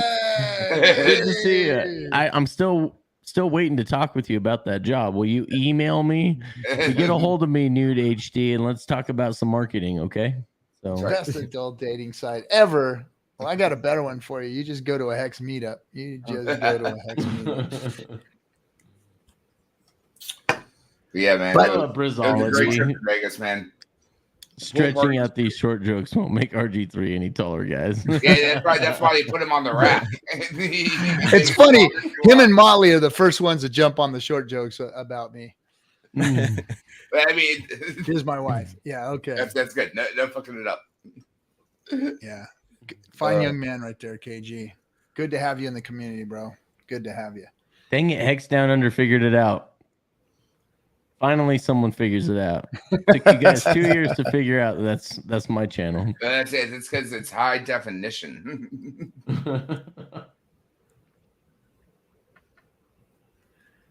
Oh, okay. So here's a first, guys. Here is an absolute first. So when DJ Lethal got up there, he started playing some freaking jams, man. He was throwing out the good stuff, right? He had Korn going. He had Rage Against the Machine, Papa Roach. He was freaking throwing. That's my kind of stuff, right? So I like the rock and the freaking beat and the rock beat stuff, and it was just it was phenomenal. So I got out there, and of course I had to get the mosh pit going. Nobody was participating. I don't know why. It was just maybe that's just not your guys' thing. I don't know. I mean, I was in a pair of $1,200 Dior's moshing, and I was like, this is fucking badass right here. I have arrived. I am moshing in a pair of $1,200 Dior shoes. That was fun. Somebody stepped on them, and I had to go away crying. But yeah, it was. It was awesome. Let's not forget, Crystal Method played after that. It wasn't just DJ Lee. It was fucking Crystal Method. After he got done and popped into the crowd, I'm like, dude, I danced on stage for you in '97. So I got a good picture with the guy. But yeah, Bloody Crystal Method. Get busy, child. That was fun. 98. 98 was my first Crystal Method live. It's wild. In a random field outside of Pueblo because we got kicked out of Colorado Springs. And they didn't put you in the Coliseum? Yep. One of the many times we got pushed out into the deserts outside surrounding Pueblo because you couldn't have parties of that magnitude in Denver because there were too many kids under 18. Well, it was also the mayor's daughter OD'd fucking the year before in that time, and so like everything went to hell and a shithole. But they were Nazis about the after curfew if you were under 18. I never had to worry about that. So yeah, I was old enough at that point. Yeah, that didn't matter at that point to me, but. So all the parties got pushed to Colorado Springs, and they were all indoor warehouse parties. But if they couldn't get the indoor warehouse parties, they got pushed out towards Pueblo. Did you ever do the sand dune parties? Any of those? No, I never went that far south, dude. Who wants sand in their crotch anyway? I just spent 2 weeks in a concrete desert, so I mean, there's that. Yeah, the good old days of real parties. Pre-EDM is what it was. It was pre-EDM. Yeah, that's right. That's right. Parties. Real parties. I do. It's fucking great. I've been shot at by rubber bullets from warehouse parties. I've seen it all. But build some metal on you. Yeah. Episode 3, 1998. Colorado Springs. If anyone's got the old, I think I still have my flyers. I think I still have all my old party flyers. But oh my god, if anyone remembers that was probably one of the greatest parties I ever went to. I mean, do you remember the whole Roofless parties, the planets, Earth, Mars? Mars? So there was Roofless and Bo Basic were the two big production companies. That is correct. I remember parties before they were naming them fucking parties. Oh my god, they didn't name parties back then, right? And then you got shorter as time went on. Down in LA, we throw some Debbie Deb on, man, and it was on, and the freaking lowriders came up, and then it was on. It was on, baby. I've been to some tractor pulls too. I'm not gonna lie. Been out in the middle of some cornfields with bonfires. That's where you live now. You don't live in a city. You live in a town. That's right. Yo, Captain, farms. You been out there, Pico Rivera and Leg Lake cruising? Remember that? Fuck yeah! Whittier Boulevard, Hollywood Boulevard. Come on, man. Come on. Just out cruising all night up and down the roads, and then boom, we'd end up at a house party. Bam! Debbie Deb would be there or some shit. It was fucking just on, man. It was on. Oh, those 80s parties were badass. Bad. Well, gents, I gotta back then, bro. So I'm gonna drop off. I gotta go wish my daughter a happy birthday. So y'all have a good evening. Happy birthday. Happy birthday to baby girl. Yep. See you later, brother. Thank you, everybody. Congratulations from the FN crew. Yep. Thank you. Have a good one. Peace. All right, my brother. Bro. Take care. He's a good guy. Super good guy. I love that guy. Yep. Well, shit. So, and then there were 3. So I'm just thinking about your guys' beards. I was just thinking about the gray in your guys' beards. Richard needs to get rid of the clean shaven face. He needs to go back to the goatee. Well, or at least just lose like 60, 70 pounds. Yeah. And then chisel. He's got too round of a face to not have facial hair. I got the same thing going on, man. I shave and I just look, Well, the benefit of going to Burning Man is that like all the dust that you have in your hair actually hides all the gray because everyone's just caked in white. So I really don't look at matter. Monster truck to him. I change up the hits, but I don't believe punching that low, way low. 3. You know I love you. Okay, I'm missing the cut here. I'm missing it. He doesn't want to punch down at you, so he doesn't want to jab at you anymore.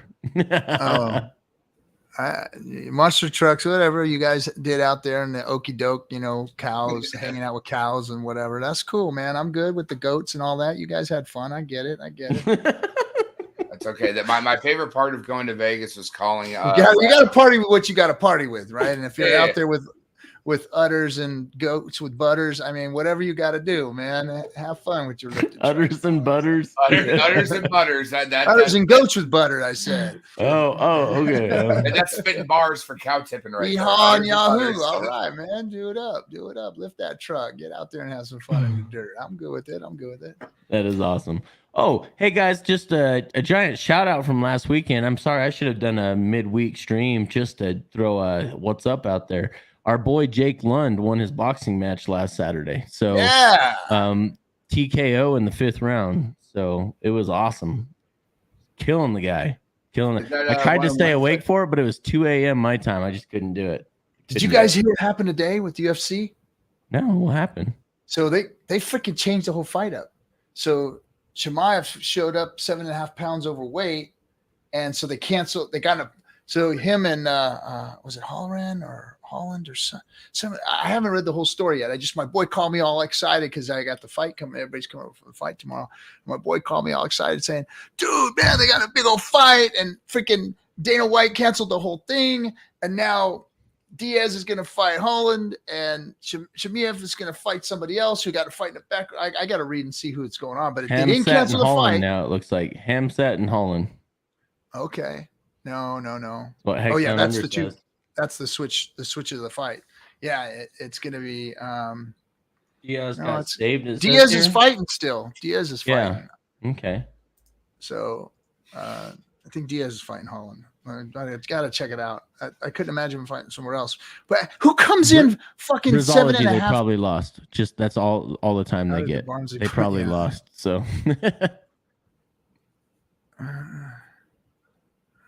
Bad.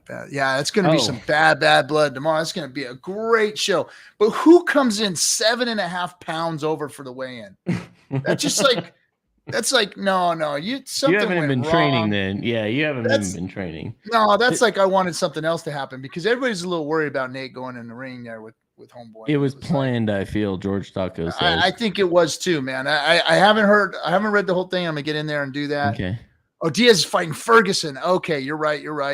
Okay, so Ferguson, and then Holland is gonna fight. Who did they just say he was fighting? Chimaev.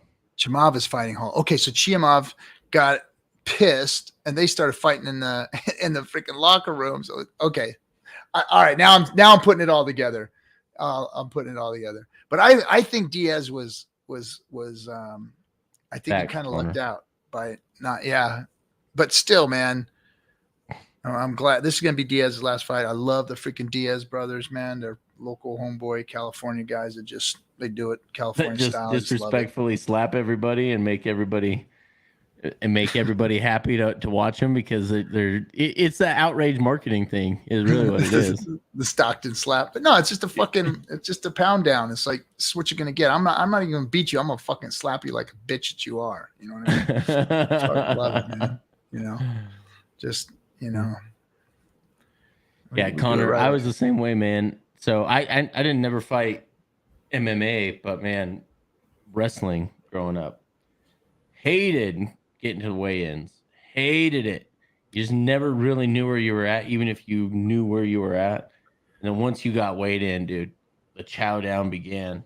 Everyone would dig into that freaking lunchbox, and it was time. Sorry, I never liked Conor McGregor. Never did like him. Never did.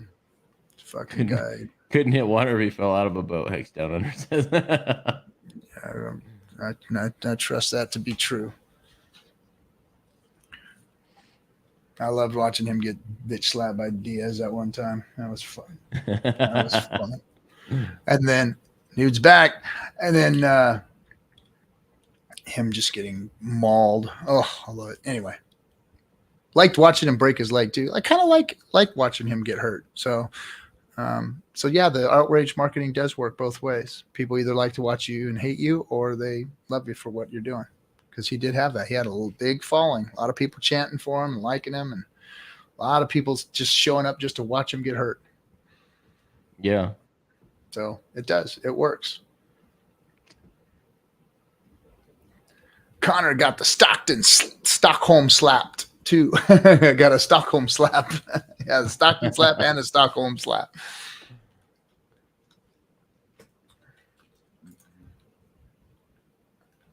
Did you get your cowboy choker taken care of? Yep. Yep. Eating some food. Oh. So anyway, what else? What was your takeaway from the event there, Kool-Aid? It actually, I think that besides the New York event, it was the first time I've actually been to a Hexican event because they don't let me out of my monitors. It's good to fucking see everyone. It's hard to recognize people when you're normally webcam booping people, and they just look different in real life. I like calling Rags my tiny ginger. But he looks completely he's not different. Tiny, that's for sure. I know, but he's my tiny ginger. The best part was that his wife found me first, didn't know who I was, and we were bullshitting, and I figured out it was Rags' wife, and I'm like, take me to your tiny ginger. And what a strong woman to have to put up with that, man. Dude, like strong woman. They're such badass people. And X-Ray Vision came out to the burn with us, and then I gave him all the rest of my food so he could stay out and deal with the debauchery while I went through Exodus. And that was a 36-hour day again. But it was just good to finally meet people and see people. Terrapin 1 was badass. Like so many incredibly badass people that I actually got to meet in real life and give a good big hug to.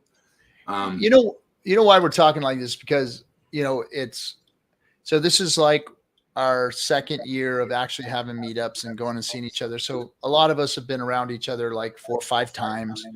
And this is where the relationships are starting to actually build and foster and turn into real meaningful relationships where, you spend time talking online and then you see each other twice a year. And it's just cool to finally, when you do get together, it's like, okay, let's have a good time. Let's get together. Yep. And you see how tall people are too. Yeah. Yeah. I like that part. I like that part a lot. This is great, Bob. Sounds like Rags' wife liked and subbed and has been forcing him to warn people ever since. I know, If right? you guys ever watch Rags' stream, do not subscribe. I mean, that's why like people say where to find me. I'm like, if you can find me, you can find me. However, Rags for President, like, subscribe, make sure you send him a gift basket. Slowly turning into a real cult, he says. Yes, sir. Yes, sir. Yes, sir. I'm going to go grab some water real quick. Yes, sir. Next time, maybe get a nice hotel room. Like the ones never mind. You don't understand the fact that I got to take a shower and sleep for 2 days and clean sheets. That was some of the best napping I've ever had. Yeah, absolutely. Yeah, you don't realize how good you got it until you don't have it. Well, the burn tests you, man. You should come, Kinetics. You should come. But burn tests you a lot, but it's the wildest stuff you ever did see. So, like, when people are like, how's your burn? I'm like, all right, let me show you this. So there's this flaming octopus shooting up flames. And I'm like, whatever you do, don't believe that this is happening. That is not a 25-piece brass band on top of a fucking rolling dragon, followed by a giant crystal art car chasing it. And like, this is not happening. The camera peels back over and the octopus is throwing up fucking flames. And it's the wildest damn thing in the world. But it does test you on a lot of different levels. It's basically like the dip, iron hands, man. You go out there, you know that no matter what, you have what you have, you get done what you can get done, but it's the wildest experience you ever damned to see. The Hunter S. Thompson experience? You can't stop here. It's backcountry, my friend. Backcountry, I told you. Yes, backcountry. Dude, I loved that movie growing up.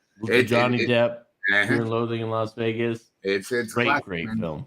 It's classic. It's classic. Yeah, my wife looks at me like, you're a moron. And I'm like, I know, but it brings back memories, man. So yeah. It's a good one. It's a good one. Love it. I love it. So what's going on with the last our movie producer that we had here? What's the last show we had on that talk? Oh, for Mooch? Yes, that's what it was.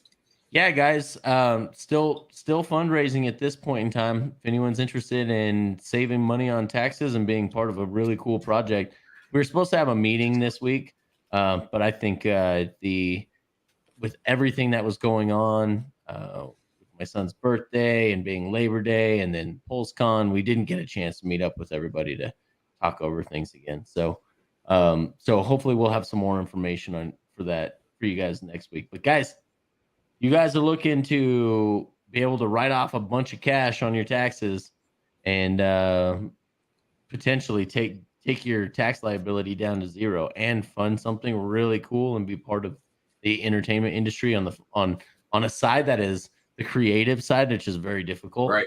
But not actually have to be the one to come up with the creative.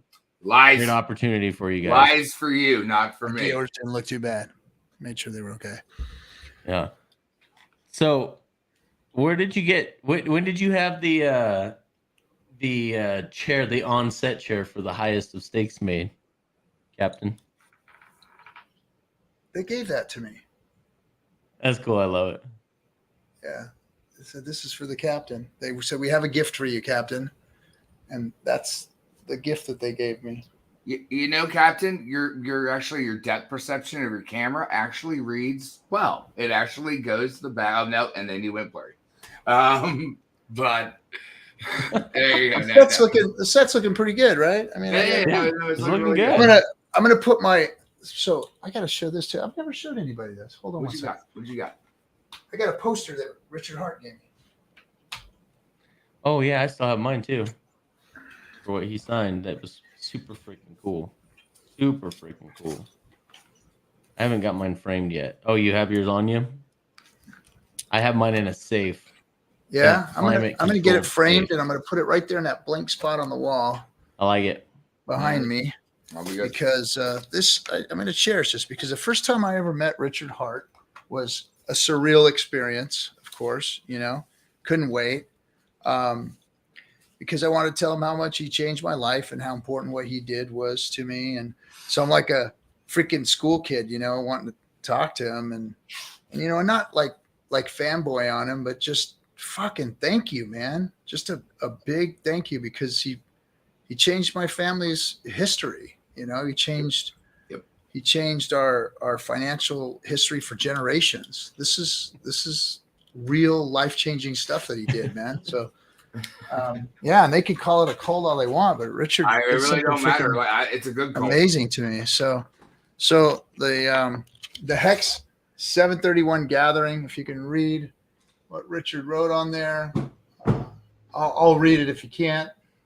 But I'm really proud of this, and Richard wrote on there, thanks for keeping the Hexican streams coming. You are the top 3 Hex social bro, including Hexo and me. So he says he calls himself number 1, Hexo number 2, and he gave me number 3 and put it on a poster for me. So I appreciated that, Richard. You're freaking awesome. You changed my family life forever, and you've created generational wealth for my family, and I can't thank you enough. So first time I met him was like surreal, man. It was just really cool. They put that in the highest of stakes, so it was really kind of cringy to me because it was like I was just so emotional at the time and so giddy to meet him. It was a kind of a weird experience to see it on film because I remember it a lot different than it looked. It felt really cool, but boy, it looked cringy on film.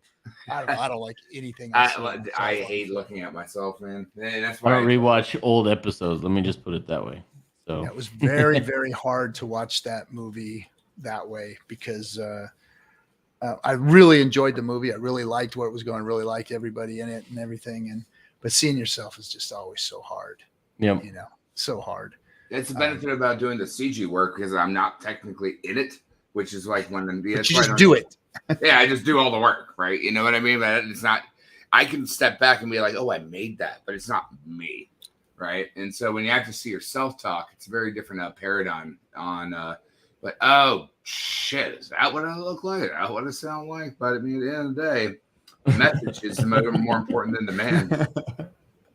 He loves watching himself. I love it. Briz definitely does because he has a whole. Since we were talking about the movie, Jerry, yes, big fan of who was selected to voice the narrator for the documentary. Really? RG3, don't say anything. Yeah, I know. In a world Okay. where genetics can say absolutely nothing. Oh, which direction they went.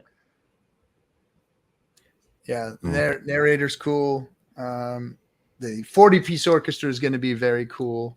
I can't wait for that, honestly. Wait, but you have a 40-piece orchestra? A 40-piece orchestra.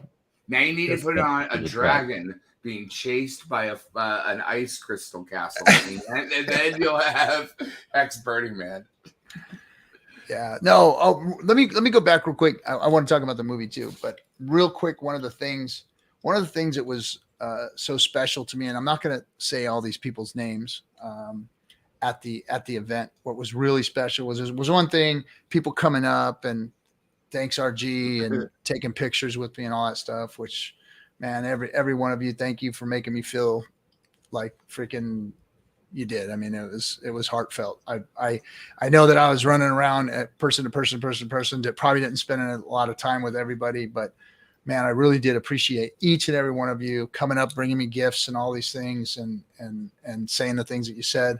But there are a few couples there and a few people there, and you know who you are, and I'm not going to call you out or anything, but you guys just told me stories about what my streams and some of the advice I gave did to change your life and your family's lives.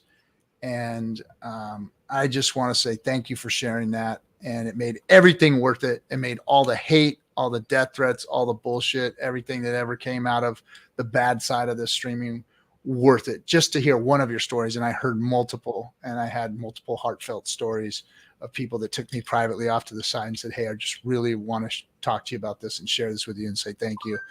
So thanks for sharing that with me, guys. You know who you are.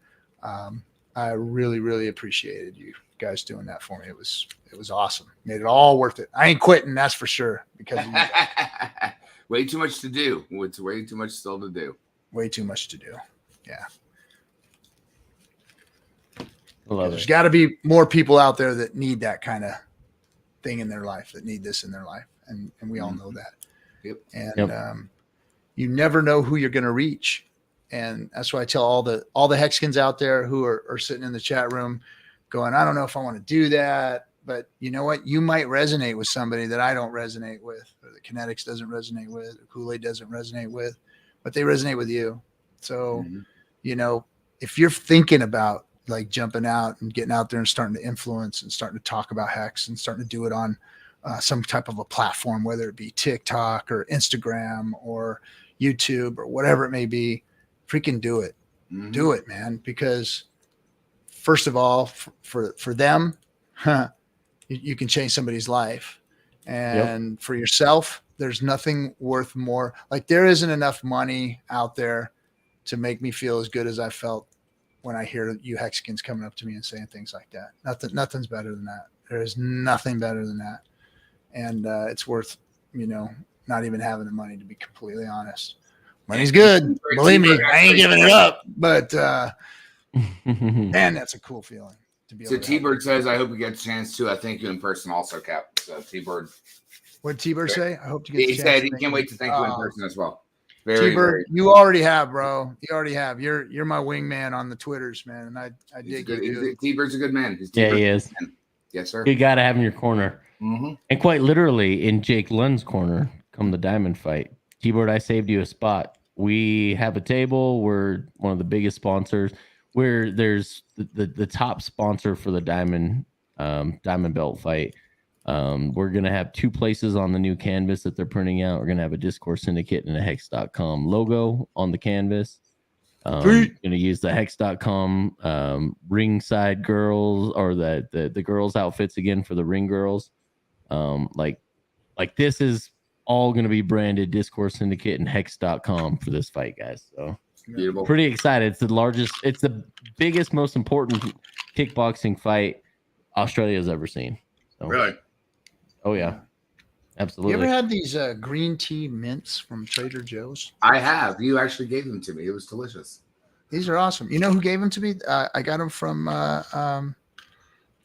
Hex Siren. Hex Siren gave them to me. That was such a fucking badass. Like, did she put a bunch of?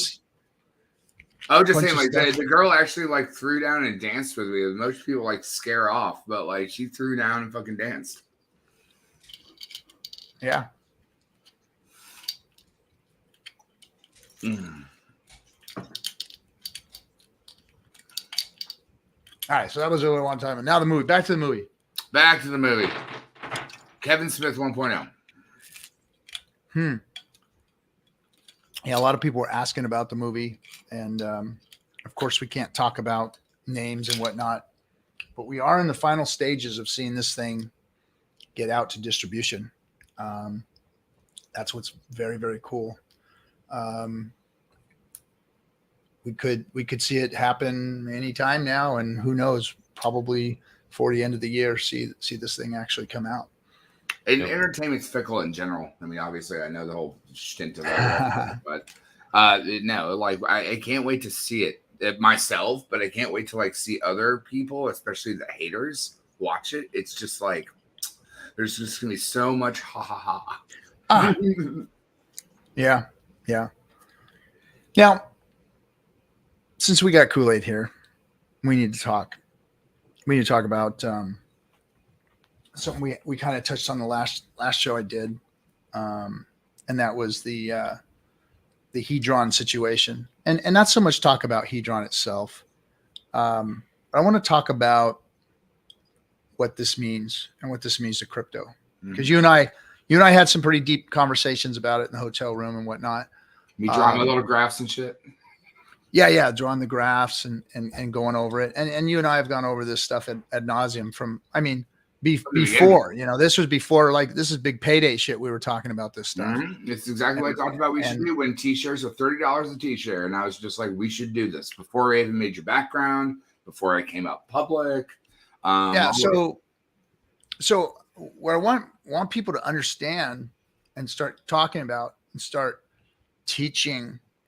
When Hex first launched, I knew that we had to talk about T-shares. We had to learn what shares were, and I couldn't fucking get it to save my life. I couldn't. The first few months of trying to figure out T-shares was an absolute disaster for me, because I am not a maths guy at all. Like, I'm number dyslexic. You start putting numbers on a piece of paper,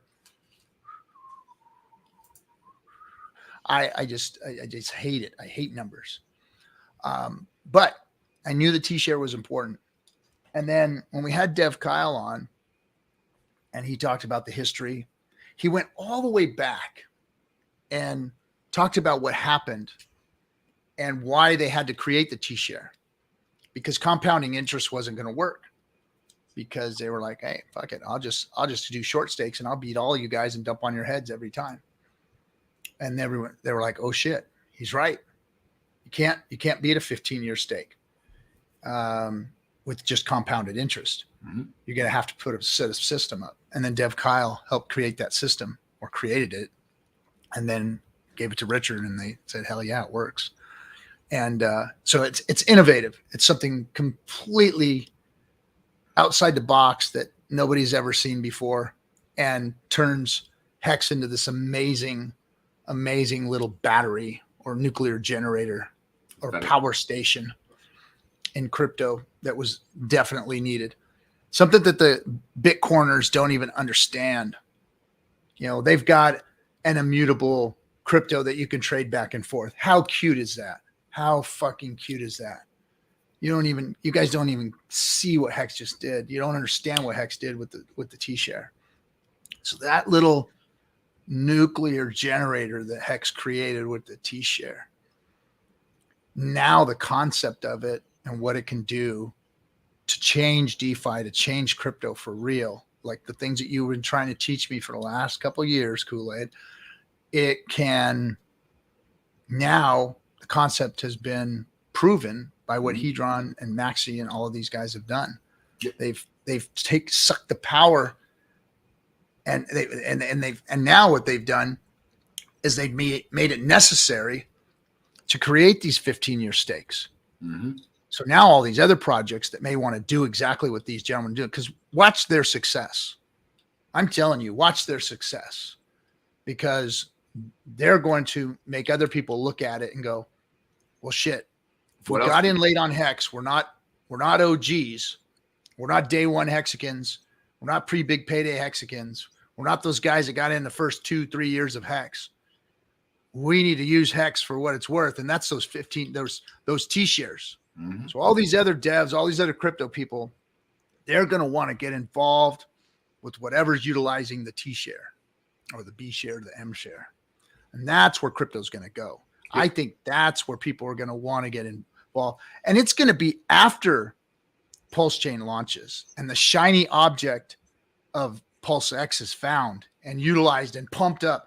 Pulse X is going to go absolutely fucking nuts for crypto. Crypto is they're going to eat that shit alive like a fat kid on a cupcake. They're going to be loving the hell out of Pulse X. You mark my word. They're going to be all over that thing.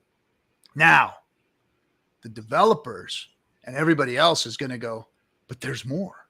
Look at what this Hedron, this Max, look what these guys did over here with that T-shirt. What the fuck is that? What are they doing? Wait a minute. And if I could figure it out and understand how exciting and special it is, there's a lot of smart developers and a lot of smart guys out there. They're going to see this thing and they're going to start copying, replicating, and doing even more crazy shit than we've ever seen so far. There's going to be more crazy, cool shit coming out. So I think that we got to start talking about that in this community. Sure. We got to start talking about what Hex means when it's a T-share, because that's going to make 15-year stakes the thing to do. Yeah. And I think that in probably 3 to 5 years, you won't see any Hex. You won't see any Hex. No, you won't. You won't. Months, days, years. There'll be 15-year stakes only, and projects are going to be utilizing it all over the place. It's assets under management is what it is. It's assets under management. And I got to be careful what I say because both of you will whip me. But like, if you look at what Hedron did, you don't have to get into any specifics. It's going to be short. It's going to be short and sweet. Hedron allowed you to understand by using multiple different levers, so you can build a scripting language while utilizing a T-share. And I finally got to meet Dipcatcher and Gold Key yesterday, and fantastic people, but they allowed you to understand how trustless pooling can work, right? And so like you can actually take both the community as a whole and do a thing, or you can add a scripting language that does something on top of the yield of a T-share. In sci-fi terms, called like a Dyson sphere. So you take like the sun and you encapsulate around it with panels that absorb the maximum amount of energy of the sun. So that's what we're doing right now, is utilizing, Access Live, I will always quote him on that. He said when Hex is on two chains, after Pulse Chain launches, it's like having two suns. But actually harvesting the power of the sun to do something else uses its residual energy that actually has more of a pull than Bitcoin. Because of Bitcoin, if miners turn off, nothing works. With this, it always ratchets up with the system, how it works. And now, with the way that Akasa and HSIs, or even what Maxi's doing with the original Maxi with the 15-year master stake, everyone wants to have the maximum amount of yield and then take that under assets under management. And you do a lot with that, which I can't talk about. But people who are smart can. It's not like we haven't talked about or hinted at over the last 2 years. It's just now people are doing it. And you know what? It has nothing to do with Richard at this point. So the success of those projects have absolutely zero to do with Richard Hart. Now it echoes and shadows what he created, but they can't FUD the spam master anymore. So why doesn't anyone ever talk about how many telemarketing calls people get these days? Like at least spam in your mailbox you can throw out, right? They don't actually like ring in your pocket. I don't understand why people keep bringing up OG direct mailing. But the difference is now we've got the new future aspect of how things can be built. So look at that comment right there and read that. And let's talk about that a little bit, because I'm seeing a lot of hate Oh my for God. Hedron because people think that they're dumping Hex for Hedron and all this. If there's any dumping going on, it's temporary, guys. No, please let me handle this, sir. All right, go ahead. All right. So again, whoever you are, first, how do you acquire Hedron? You need a T-share. And if you can't afford a T-share, you get a B-share. How many of you all want to buy 1 billion shares now and think you're hot shit? Nobody. So you need to use the system. Remember, Hex actually is only the utility that can buy a T-share or the yield staking engine. So if you dump your Hex, you make it available, but eventually T-shares are inaccessible. That means Hedron will allow you to actually get something of it. And what is the use case of Hedron? To buy HSI 15-year stakes. Because if you're going to make which are Hex, guys, just to let you know, it's Hex. I swear to God, some people should not be allowed to type on things. So, and I'm not bagging on you, bro. We're just reading into what you're saying and trying to explain what's really going on. The thing is like Hex or a T-share is like raw crude, right? And you can refine it into diesel. You can refine it into gasoline. You can refine it into airplane fuel. You can refine it into fucking rocket fuel. It's the raw crude. So it doesn't matter. As the cycle intrinsically rolls on itself, it all rolls back to the T-share because that's where the yield goes for everything. So when you say Hedron, people are dumping Hedron for Hex. Eventually, there's going to be no Hex left. You realize that, right? Oh. And then after that happens, the derivative plays are the only option you get to play. So lock in your T-shares now and stop worrying about what children are doing. Because if you don't understand that the raw crude that you pull out of the ground is the T-share, everything else and how it goes to your lawnmower. That's a decent analogy. I like that. I like that analogy of it being the crude. So my take on this is, first of all, yes, it is definitely that guy that dumped 20 million Hex for Hedron. I think you're a moron. You could, especially since you EES to get that. You're an absolute moron. Wasn't a good play. You know, it was dumb. It was really dumb because you can get so much free Hedron from staking, especially 20 million Hex. That's a very significant sum. That's more than what I have. And I tell you what, I know in the future what that Hedron value, ICASA value, Maxi value, and all the rest of that's based on the T-share. Yes. Now. So it was foolish. That person is going to kick themselves later. But here's what I will say in defense of Hedron, because I think it's a good thing. There's a lot of things that derivatives of an asset can be used for. And when people start to figure out use cases for derivatives of a very highly sought after underlying asset, it's going to be rocket fuel, so to speak, to take Hex to the next level. So I think Hedron and ICOSA have done some amazing things. Once people find use cases for not just gains, but what you can actually redeem the Hedron for, the ICOSA for, what you can use it. Mortgage-backed securities are derivatives, and they're And what does it do? It just makes the underlying assets on paper worth more. So I think the compounding effect of the value of the two assets is just going to go up exponentially over time. So you sure you don't just want to use Pac-Man Eater? And that's what I was trying to say before Larry started his explanation. Is this is a temporary thing? We've got people that don't understand what's going on, and there are people making plays that they think are good plays. And this is a temporary thing. This is all going to settle out, and then but they're also not understanding the tech. They're just trading. They're just they're trading. They're not understanding the tech. It is very complicated if you don't understand. And let me give a stab at this real quick, because I've about had it with you, Dorsey, with this whole T-shares thing. I know what you're trying to say about me, but let me explain that for the people in the chat room or the people that are new here that don't understand what a T-share. You keep hearing us talking about T-share. I'm going to give you the captain's version, the pirate version of what a T-share is. So a T-share was made. When a baby stork and a male stork close to put getting to the together. and a timeout. mommy T-share to come together, they make a baby T-share. Yeah. So we all know Hex is exactly the same as Bitcoin, only more secure and on a better network. That's what Hex is. It is just a better Bitcoin. But now Hex does something even more special than Bitcoin, as it allows you to generate yield of more Hex. It makes more Hex. Now, how does it do that?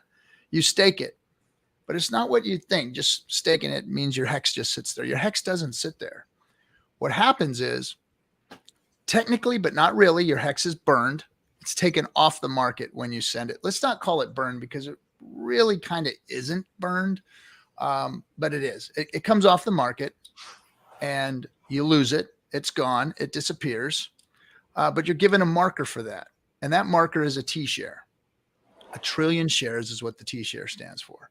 Eventually, we're going to be talking about just B shares and M shares, and they're just going to end up being shares one day. But right now, you get what's called a T-share for staking your Hex for whatever it might be. Now, you get more of a T-share, more bang for your buck, for your Hex buck when you go to stake it. If you stake longer, you get more bang for your buck. And these are bonuses that you get. You get more T-share if you put a higher amount in, or if you stake longer. If you go into the Hex staking front end, you can see if you were to go longer, how much more of a T-share you would get, how much more of a bonus you would get based on how much you put in. All that stuff you see before you make your stake. So you want to get as much T-share as possible, as cheap as you can get it. And guess what? Today is the cheapest you're going to get your T-share for, because tomorrow it's going up. It's always going up.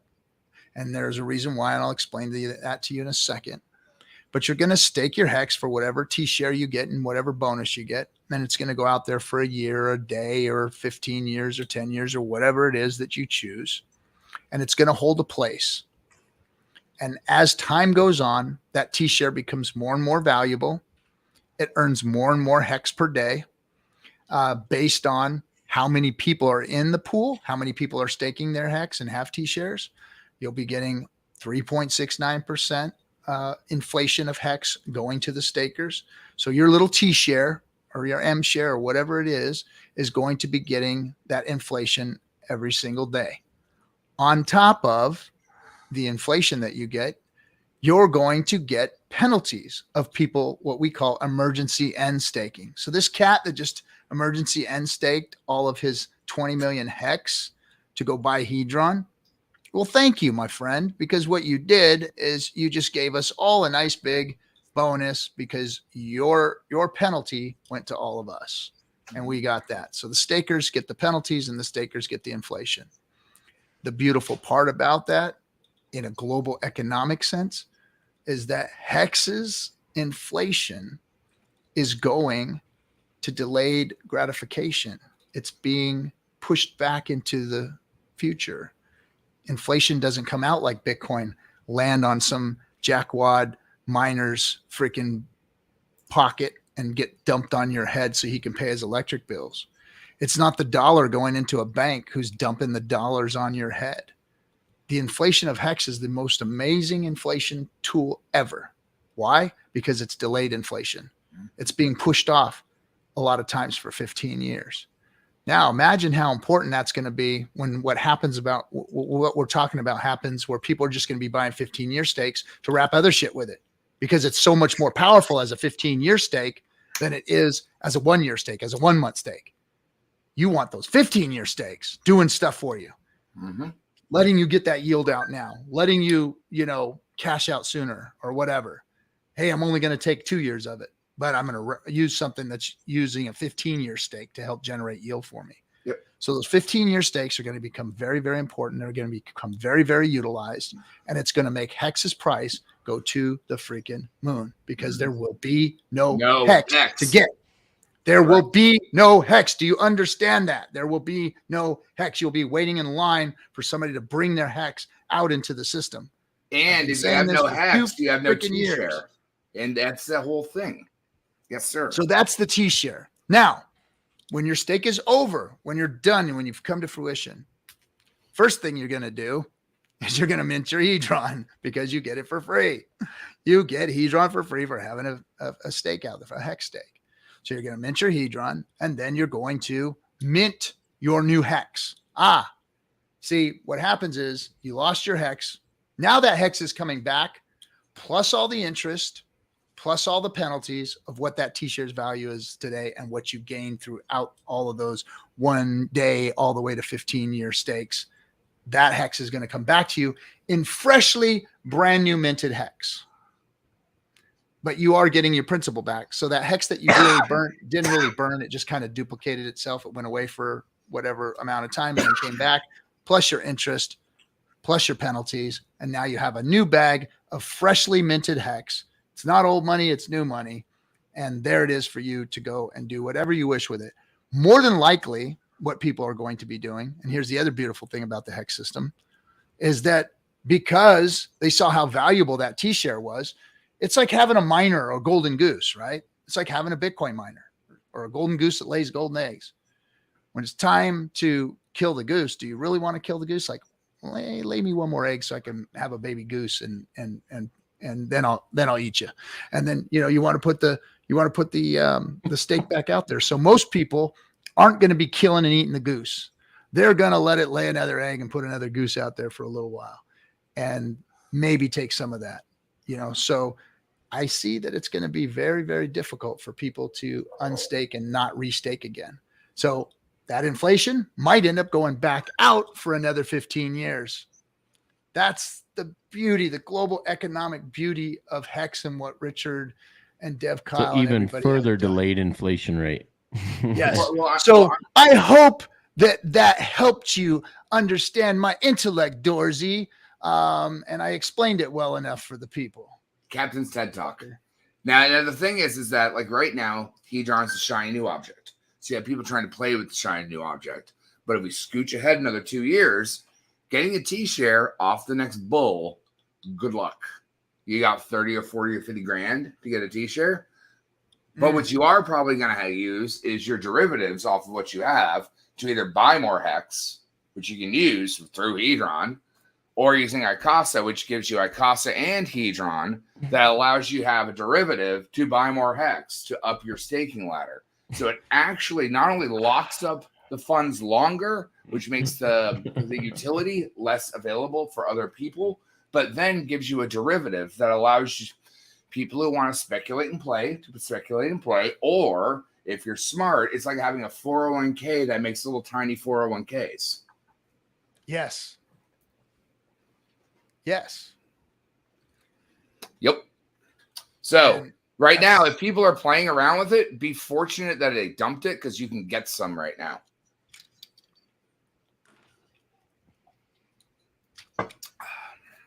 Thank you, Mel. Now's a great time to pick up a giant bag of hex at these low prices.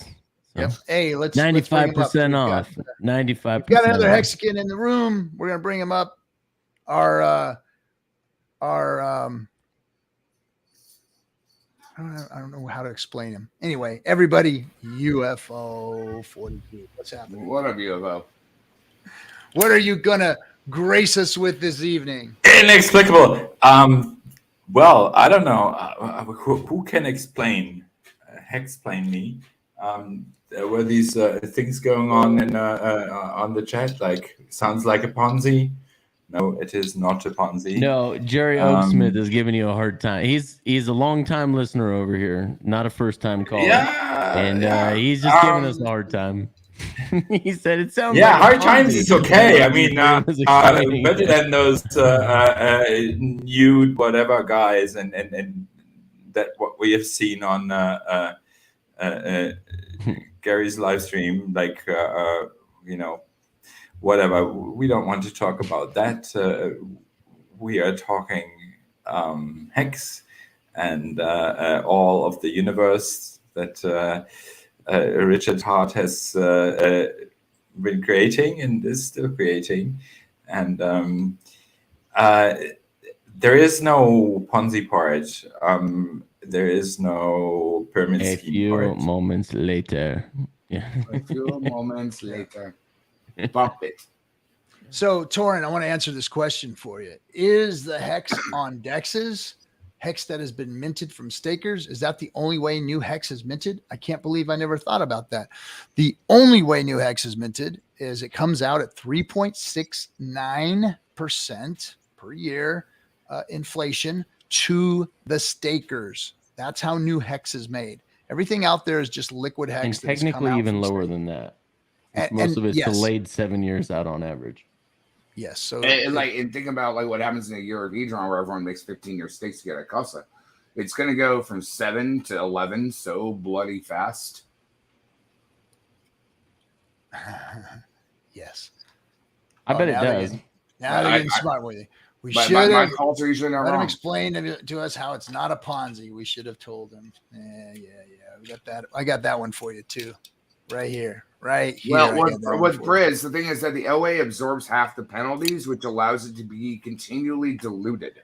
So it's a self-recurring mechanism that allows its bags that aren't staked to get some push to it, so that way it can keep eating the cream. I'd like to talk about that for just a second. So everyone kind of just glances over that, but when Kyle was on 2 years ago, there was a very, very big important thing that he said that we kind of always just kind of go over real quick. But he said the OA needed a mechanism by which if it screwed up in the way it staked or made a bad decision within the system, that it could recover and not forever be diluted.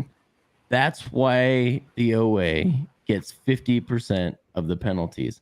What that tells me is there may be some plan that we are not being told, and it is definitely not being advertised, that the OA will act in our best interest in the future that could almost nuke its own position. Take from that what you will, but I like the idea of thinking that there's a way that the OA can enrich the whole ecosystem. And we did see it at the time, and I wonder if this was the plan from the beginning, or if as we got closer to big payday, that's when the team decided, hey, the OA needs to act here and dilute these people that are just staking for a couple days just to get huge gains. Yep. So we've already seen it act as a good benevolent dictator once, but it makes you wonder, like, how big a move could it make that it needs to recuperate over time? Well, actually, Kinetics, it did it 3 different times. So besides the big payday thing, it also sacrificed to move it into another ecosystem, so it had a leverage and pull. Think about it like well, that's a good point. You know, if you're a student driver, right? If you're a student driver, the other person that doesn't have a wheel has an emergency brake. At least back in the day when we all learned how to drive, they did. And so, like, it has an emergency brake to stop the car to avoid an accident. And then the third thing it did is it actually claimed its Hedron. So it understands the benefit that it plays within the ecosystem, being that it locks up its stuff and sends it out later, and then people can play with the derivatives. It just makes the staking length longer. But when the OA actually supports something, at the end of the day, it knows it's being diluted. It wants to be diluted. That's why it has the power break to do what it can. But it also moved that asset liquidity into a sacrifice, which means that its tokens are no longer on the market, but now it has an emergency stop break in another system, which won't be touched. Yeah, another good point. I think so. I don't know how far out in the future this happens. I mean, I've never done the mathematical models, but with all the penalties and that includes not just emergency end stakes, but also the late stakes that are bleeding out. Sure.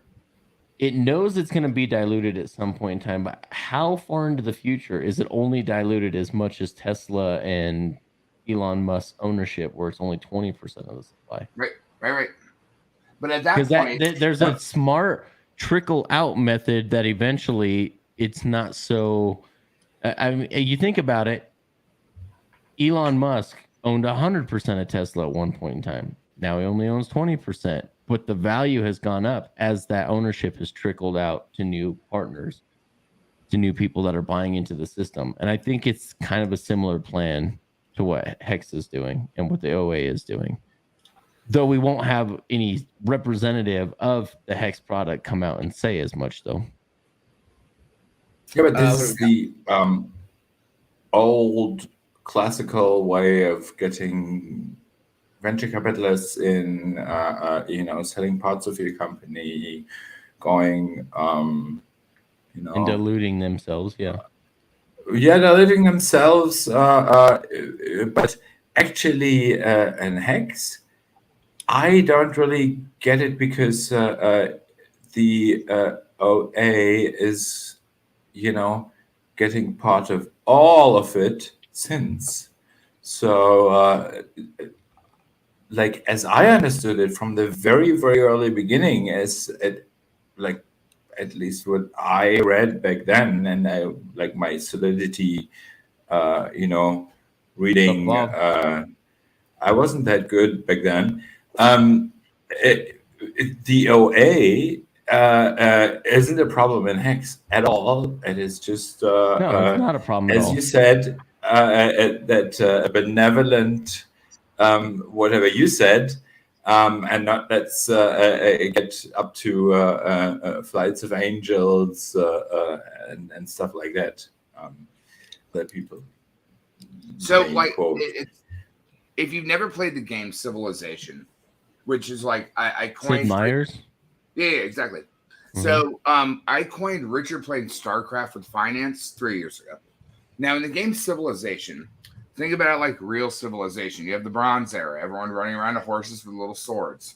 And then as you go up in ages, the OA is like taking all the oil off the map, except for a few places. If you can't understand Civilization, think about like the old board game Risk. If you never got oil, you'd never have guns, tanks, cannons, and you'd never move into the nuclear age. So not only does it change our circulating supply, because we know that oil will never be unlifted, but it gives us a competitive advantage that most people don't see it coming, right? And so one thing that AK just asked, with ICASA at currently the Hex, because it's such a brand new asset, if you take the chart, and I think Alex talked about it on Adam Stokes, and you flip the chart in the Hex terms, it's actually a stable coin right now. Now, as ICASA generates more ICASA and Hedron, which is used to buy HSI stakes, ICASA will oscillate faster and faster. So it'll move from just a stable to something that pumps. But because it's just bloody created, you can't look at the metrics of a newborn deer or a toddler that hasn't run yet. You have to look at let things grow. So ICASA inherently of itself right now is like a stable coin for Hex. But if we go back to the OA, which I don't understand why we just don't go back to the De Beers statement. Yeah. Diamonds are not a precious stone. Nope. Emeralds, rubies, sapphires. De Beers was strictly used a metric of marketing to lock off the supply and then create a narrative that diamonds are a woman's best friend. You're not a man if you don't make a diamond for your woman to get married. The narrative and the deployment of said assets is what made diamonds expensive. They are not. Well, yeah, the marketing is that diamonds were rare. The mechanism in which that works is they had all the supply and they only released them so very slowly. Yeah. Mm-hmm. What I would like to see. So going along the lines here, what Brazology is saying is that the OA can also stake and nuke its position and get everyone a free bonus. I would like to see that thought experiment played out on the ETH chain. Once the double happens and we've got ETH and Pulse and we've got Hex on both, I would love to see the OA do a 5-5-5-5 stake. The day it goes active, not be in pending status, but actually goes active, it nuke it. And just bonus everybody. Very good idea. Or see what happens to the two chains simultaneously. From Hedron did that as well. as a benevolent actor, but it's a derivative of a derivative or a child. Yeah, no, I get that, but as a thought experiment, I want to see the two hexes compete against themselves with two totally mechanisms where the OA continues consolidated ownership for a very long period of time, and the other side where it's a bunch of free coins were given to long-term holders that are staked and believe in this system. Sure. And it can do that in a cycle when it needs to pump the price, reduce the supply. And again, like you said, that's a very good point. It's an interesting thought experiment that it could do. Now, if we also get a third fork from ETH POW to ETH 2.0, you could even do it differently. Just by the way, I gotta agree with him. That would be like Richard doing that, yes. So yeah. Well, depending on what's first, right? You didn't think that actually, what, Captain? Oh. Great to see you, Albeck, especially Kool-Aid. So that Burning Man was probably an experience of rather a fountain of youth that I see on here right now. And just to come back to that a burning kind of thing, like who with like being in a right mind of state has never thought about that, what the OA could do, being more beneficial. I'm not worried about the OA. Actually, when it comes to the future and you go onto Pulse, that is a little bit of a difference. And I got kicked out of another channel, just, trying to talk about something that I see could be a risk. So maybe you can, I don't know if there's been people talking about it a lot, but if you have a whole chain and you own 90%, doesn't that make it a little more attackable by not, let's say, the beneficial owner just misusing the power, but just being hacked? Because if the Hex OA was hacked, we would just, we'd just be put down like maybe 2 years in time, and people buy up the stuff and everything is fine. But if you have a whole chain, this is probably a lot harder to for the community to get a grip to it and save the whole thing. Have you thought about this? Anyone? I'm not really sure what you're asking. Yeah, I'm not quite following you. Oh, okay. Which is a very common thing because A, I am not a native speaker. B, I probably fell asleep before I just got on. Like, you stupid little plebs. Let me Don't be so shy. It's that big. It's that big. No, I'm not shy. I'm just you're running that German firmware up there. Kick me yes, in. Dorsey, 50% would go to the OA. Yes. Yes. So really only fell asleep. Lose. So your question, German firmware. UFO, if I can really snip it, I think what you're asking is the fact that someone, possibly Richard Hart, having majority control of the chain be more of a risk attack than just being the OA. Because when they look at just Hex, they just look at the OA as one person, whereas a layer one with a fork, the OA may or may not have a majority supply, so riskier things could happen in that regard. Is that what you're asking? Okay, turn my can you hear me? Yes, we can, sir. Okay.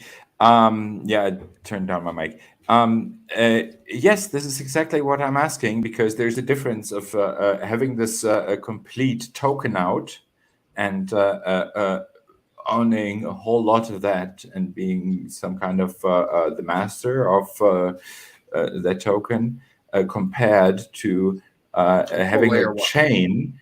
Yeah, having a chain where and that's run on delegated proof of stake, right? So you could either, maybe kind of like stake all of your coins into not delegating in some kind of way, or you're like always in power of everything what the chain does.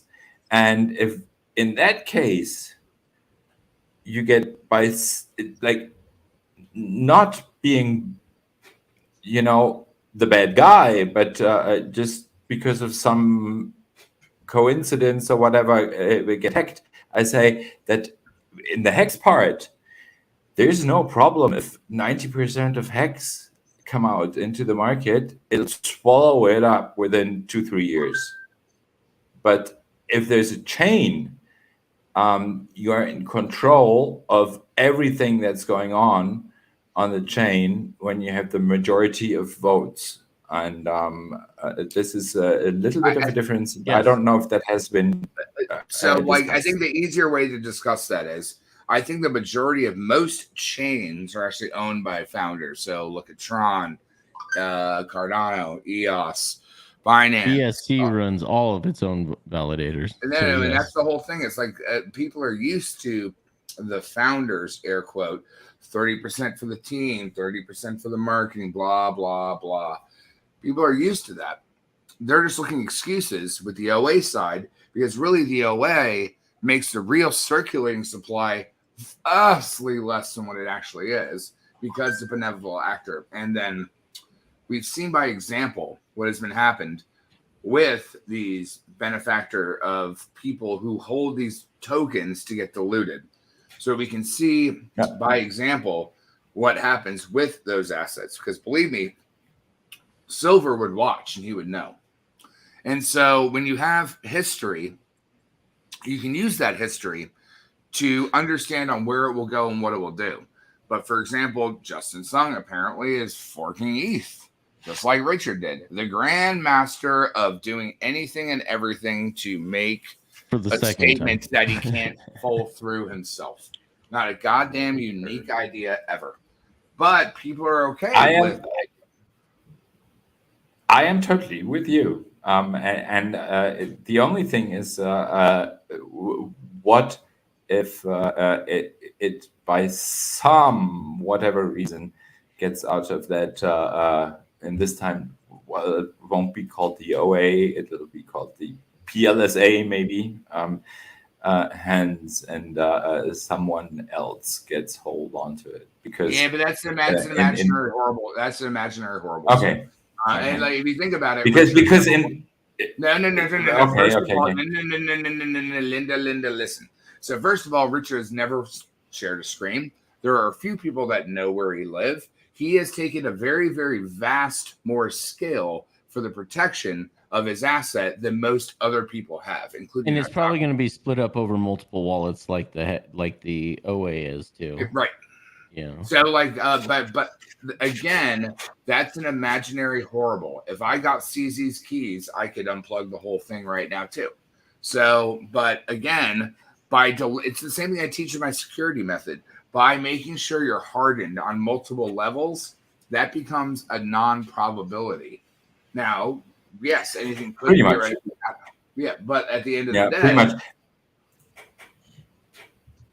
pretty much. But actually, if it happened to the OA in Hex, it wouldn't be a problem, because the market would swallow it up in 2 years. I think so. This is what I think. It may take some time. It may take some time, but I think it would swallow up that. Yeah, especially now that you've got derivatives that help the Pac-Man eaters. Yeah. It's a good name. That's a good. And I'm going far beyond, because probably there was too much death around in the world within the last few days, or at least in the media, and I'm maybe just be blinded by my timeline a little bit. So I mean, at the end of the day, if you even take that into consideration, if something would ever happen to Richard, everything still goes on, right? Devs still are devs. Yeah, that's true. That's true, of course. I was just thinking about all of the heirs ripping apart some tradition, universe, family, whatever there has been. I don't get to this topic here. It was just a thought, and I think it's about. Here's my concern, though. Along those same lines, here's a concern that I think would be valid. Let's pretend for a minute, because this is a game of hypotheticals. We have no idea if this is true or not. Let's pretend that Richard owns the 120 trillion pulse that is able to, out of the 135 trillion pulse, that is able to validate to a node. My hope would be that even if it's split up over a bunch of wallets, if one person is the one controlling all of that, that they don't use those coins to pick and choose winners and losers of node validators unless absolutely necessary. Because if Richard Hart or that one individual disappears off the planet forever for some reason, and it is validating those coins to a node that is no longer working and in sync, but it greatly outnumbers the other 32 validators out there, Agreed. We could have some issues with it. Absolutely. So I hope Yeah, that those, exactly. I hope that those we just find the physical trillion node tokens are those 120 trillion coins are never staked to a node validator unless absolutely necessary to get rid of a bad actor. It's a very good point, and that's exactly right. Those are emergency stopgaps, right? That's the e-brake from the student driver teacher. It only should be used for very. I can hear you, Bob. Things. No, it's okay. I was just going to say, and we're talking, possibilities of. Sorry for that. Here, let Bob. Probabilities of almost nothing. Before we move on, yes, the probabilities are very low. I agree. Somebody I've been. What happened? No, he rugged himself. He's gone. He's not even in the green room anymore. Oh boy. Oh, maybe it's just his internet dropped out or something. We'll let him back in. Oh, here he comes. He's coming back in. Anyways, I would say actually somebody I've been hanging out with a couple episodes over at Thosschild's channel. Gina Meinhardt is an OG miner, so they'd be a great person to pick and poke about these kind of things. But I call it the anti-shenanigans fund. So if the validators are doing shenanigans, you have an anti-shenanigans backup. Mm-hmm. Yep. So, but that also leads me to believe, and this is probably true with the Hex OA as well, not that it matters, not that we will ever find out, but that there is a blind trust or some kind of trust out there that operates these coins. So in the event, because even if longevity tech works, Richard will not be around forever. In the event, or the most likely probability that Richard doesn't live on this planet forever, there's got to be some kind of mechanism to take those coins to make sure that there is still there's probably a benevolent actor after he's long gone. Yeah. There's probably a trustee that handles it all. It's actually a really interesting concept because if you think about it, if Satoshi's coins moved, the whole world would die. Everyone would freak the fuck out. The whole crypto world would, Yeah, but my grandma wouldn't care. Everyone but us. Everyone but Hexicans. But the difference is what I'm saying is Versology would lose his shit. Yeah, Briggs would put a hood on his car to protect himself. That's what he would do. So, but the thing is that if we realize later as technology advances that those tokens could be used as a leveraged stopgap should things need to be done. Mm-hmm. And the fact is, right now, Satoshi's coins are locked up. He's dead as far as anyone can tell. So there is no emergency mechanism. But again, Bitcoin was the first time to do it. So it didn't have enough experience to have the future forethought to have these safety mechanisms set in place. And I agree. When you're getting timed out, so you get a timeout for that one. Yeah. Wow. He said Hex would die if Bitcoin died. Let's be real. So he gets no way. Oh no. God, there is this saying God was just trying out creating the man when she did it. So just practicing for Hex when he made Bitcoin. Yeah, probably. Like opening up this hypothetical box of the Pandora wasn't actually any part of my idea coming on here tonight. But it's good that we can talk about stuff like that, because I only bring it up because it's flowed naturally and organically from what we're talking about, but also because the last couple streams Richard's been talking about what trusts do and how trusts trickle out funds to people. A lot of people aren't talking about him talking about trusts. The guy knows how trusts work. He's very familiar with them. That's why the real world uses them. That's why MC Mountain Crypto Advisors sets up trusts for Hexicans. Is that because it's an immutable code for your money in the real world. Yep. It trusts like a foundation. Well, there's that too, but a trust supersedes something like a will. that. Yeah, a trust supersedes a will, and so by having a trust, you can actually re-mitigate things done behind you with proper paperwork that says those kind of things. Yeah, just because I'm not a native speaker, so a trust would be that a kind of a family trust kind of thing, for example, where tons of lawyers will just for hundreds of years just make sure that nothing's going wrong, right? That kind of trust. Yeah, exactly right. Yeah. Yep. Okay. Trustees making sure that the terms of the trust in the way that money is distributed for generations to come those rules will always be followed. Yep. I mean, at the end of the day, future trusts in 10 or 15 years will be done through DAOs. Oh, absolutely. Absolutely. Yeah, that is something that I was think though.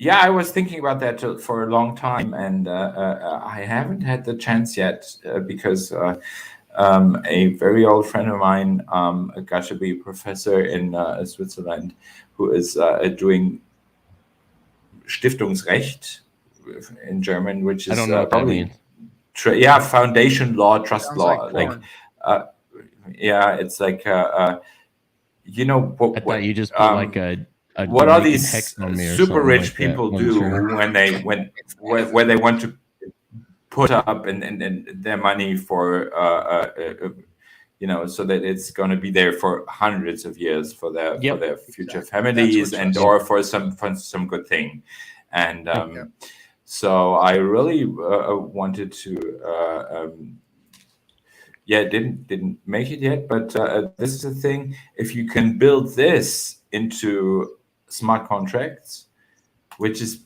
basically not that hard. I've spoken about digital heritage before on this channel. This might not replace them trusts, but make it a whole I'm just going to say this lot easier for them. This isn't going to work if we're building everything on HTTPS. The architecture has to change. Correct.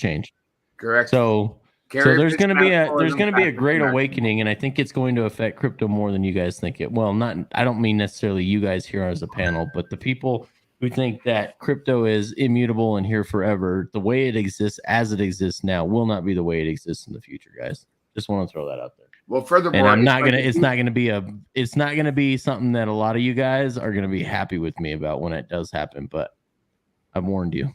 Well, I mean, the thing is, what you're trying to say, Kinetics, I believe, is the people that just use Coinbase and only get on Coinbase don't understand the true implications of what everything that crypto will bring, give, and use. It's, again, like just using the internet, not for Googling, just for email. Nothing more, nothing less. The true power of the information is using the whole ecosystem as a whole. And as that ecosystem changes, with regulation and evolution, things will change. And things have to change with it. Otherwise, like, although although, as you just said, the internet is not just email, which is like in that little teaser of the upcoming movie, but actually the internet is also not just about communication and everything. And I don't know how many people know about how the internet started, and how many people know about what the let's not get into that. IETF is, for example, and that there are they are still working on mailing lists, basically, and meeting thrice a year since the 80s. The guys who invented the internet, really, right? And they have some very interesting subgroups in there, like Gaia, global access to internet for all, and my favorite one that I subscribe to is HRPC, which is human rights protocol considerations. So the guys that are inventing, still improving the base level of the internet today, are having people sitting in there writing stuff about how to implement everything in the protocol level of the internet that is like way, way, way, way down there below streaming our stuff to maintain some kind of good cause. So the world isn't that bad. But I know that the infrastructure that we currently operate on, the internet is, first of all, not only not secure, because security was not at top of mind at the time that it was created, and you can't patch security on after the fact. You have to build it in. So it's, first of all, not correctly secured. But then on top of that, it's actually, there is a latency that can be fixed with a new computer infrastructure. That's correct. And not only that, now we're going to... Yeah, you were talking about that this like all the coins will not be working on an internet that we know as it is today or something. But the what is the most expensive photograph that has ever been sold? It is not a digital photograph. It is one that is on print, and it used to be from Andreas Kurski, which is called Rhine 2, which is the Rhine River, and it just looks like gray, green, gray. But now it's the Rayman, a guy of that woman with, that like looking like a violent kind of thing. Yeah. All right. So we've got more Hexicans coming in. So we're gonna start changing this up. These things are going on and on and on, and so the photograph is out there more than ever, and this will happen to crypto as well. So if it's not on the kind of internet that we know today, it will still be out there more. It's like the Streisand effect. So they will not get rid of us crypto guys. They will not get rid of most of the art. And it's not like back in the days when the library in Alexandria burned down 3,000 years ago. All right. Versology, no, and I ain't giving you an answer right now. So anyway, we got more Hexicans coming on. Rothschild and my favorite smiling Hexican, Hexmac. What's up, brother? Much love, much love, much love. How you doing, brother? It's good to see you too. Much love, bro. I thought I had some tongs behind the laptop. Man, I would have done anything to see you in Vegas, bro. Anything to see you in Vegas. But good to see you too, Bob, by the way. We haven't said hello to you yet. We've been chatting over you, but Bubble Guy, what's up? Great time this week. Kool-Aid, Ken, UFO, good to and see you guys. Captain. How are you? How Good. early? Yeah, shout out to you. Anymore is it Hex Mac? Hex Mac. Shout out to me. Did you get your cufflinks? Yeah. With No, I haven't. Oh No, that'll happen. I'm saving that for a conference or a trip or something like that. We don't say conferences anymore. Yeah. We're having freaking high-powered meetups is what we're having. That's right. Octane meetups. Yeah. Straight no to more tape. waste. Yeah, it was a good one. We had a good. I had a fucking blast. Hanging out with the Blast, captain man. is like literally the highlight of my life. I never get to see this guy. He's a gentleman and a scholar, and we have a grand old time. How was Yeah, I was Benny, sharing my man? pictures from the They're Naga Bow cool. party on my last stream. Yo, you got some pictures to show us? Well, that was from Hexpo when I met you, Captain. Uh-huh. I showed those a couple times. Oh, the other Naga party, not this last one. Other original OG Naga party where everybody was falling in the swimming pool. And then I hear there was a massive amounts of weed being smoked. That was not the case this time around.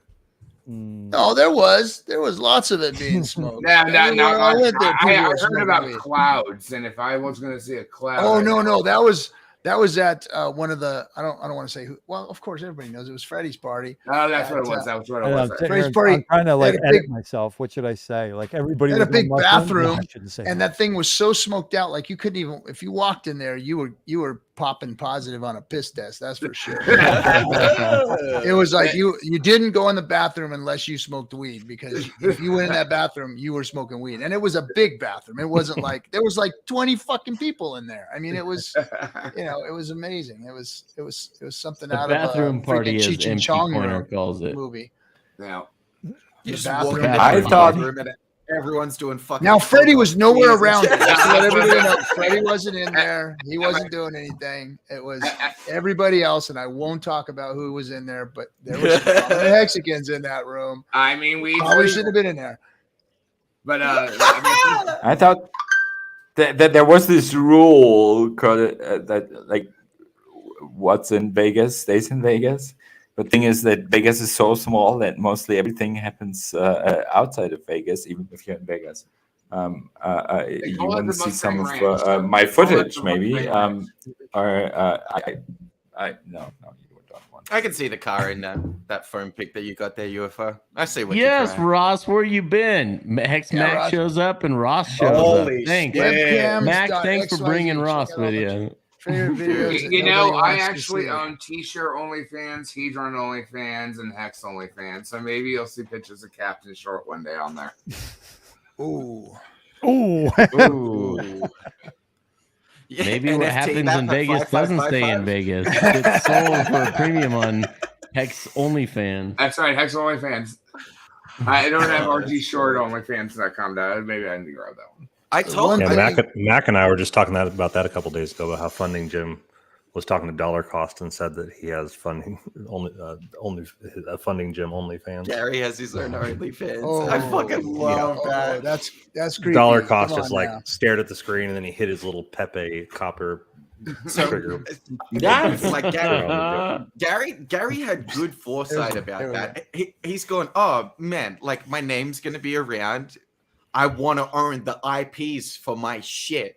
No one else is gonna get the Funding Jim OnlyFans. It's funny. He sent me a and list. make an account. He has a bot. And he sent me a list. He put in KNTX and he sent me a list of here's all the websites that your avatar has been claimed. Here's all the websites that they haven't made. And they're websites you've never even heard of before. You're like, I think Hex I Monkey should built sign that up with for him. that. What's that? I think Hex Monkey built that with him. Really? And I think Is that I think what Hex they Monkey. built? Real He quick did bag too, fill. finally. Real quick bag Hey, fill. Love looky there. bag fill for. I heard Hex somebody Monkey. somewhere is doing something really Hex horrifying Monkey. with all the little Hold figurines. on. Keep going, They're RG. buying them Stop up. real quick. Cap, Josh, for cap, just a second. cap. Let him finish. Hex Monkey is another outstanding, absolutely phenomenal fucking Hexican. Hung out with him in Yep. Vegas. I freaking love that guy. He will do anything for you. He's just an awesome dude. So everybody if you're not following Hex Monkey, He's follow him on awesome. the Twitters.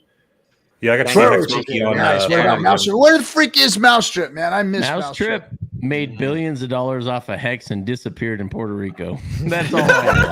That's all I know. Swearworks and Mousetrip were like the original troll. Well, Dude, Mouse Puerto Trip was Rico. probably I think he was the biggest troll for the longest time before Ross showed up. Then Ross showed up, take the crown. So, well, Mouse Trip was definitely there for a long time. His second account is what it is. Yeah,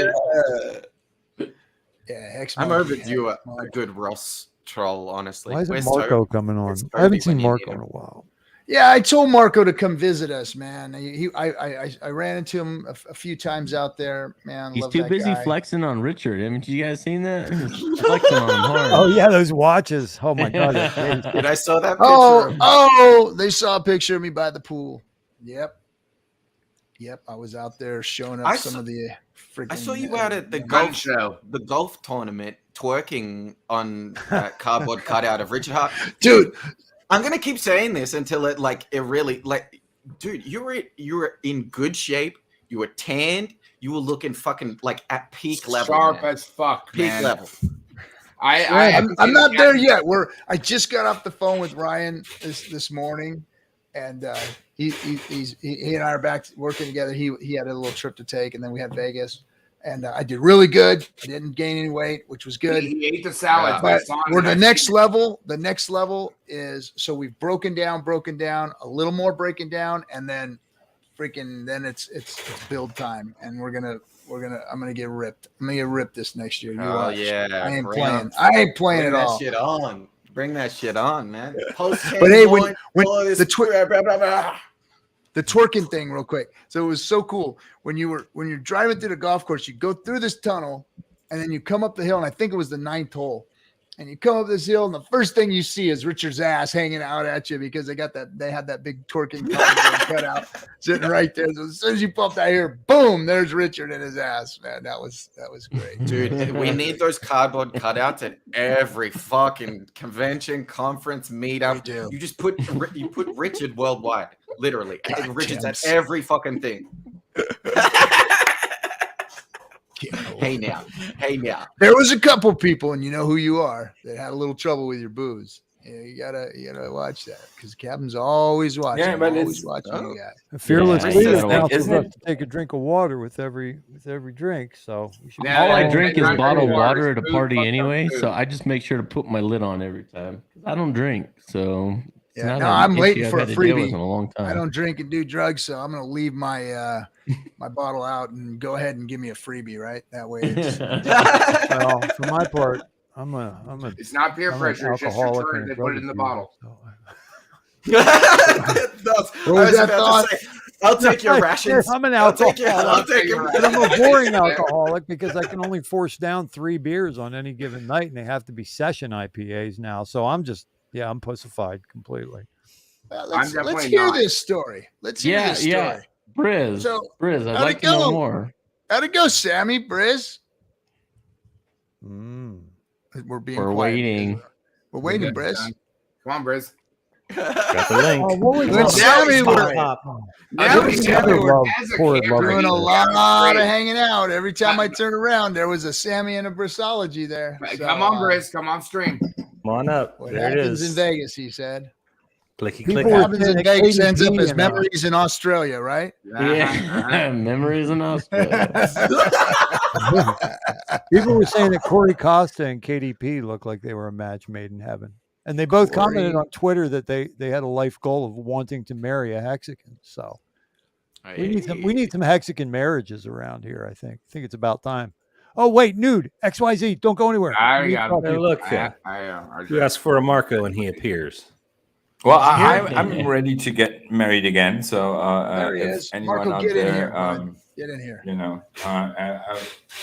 there you go. Another product Hexico needs is a matchmaker service. Let's go.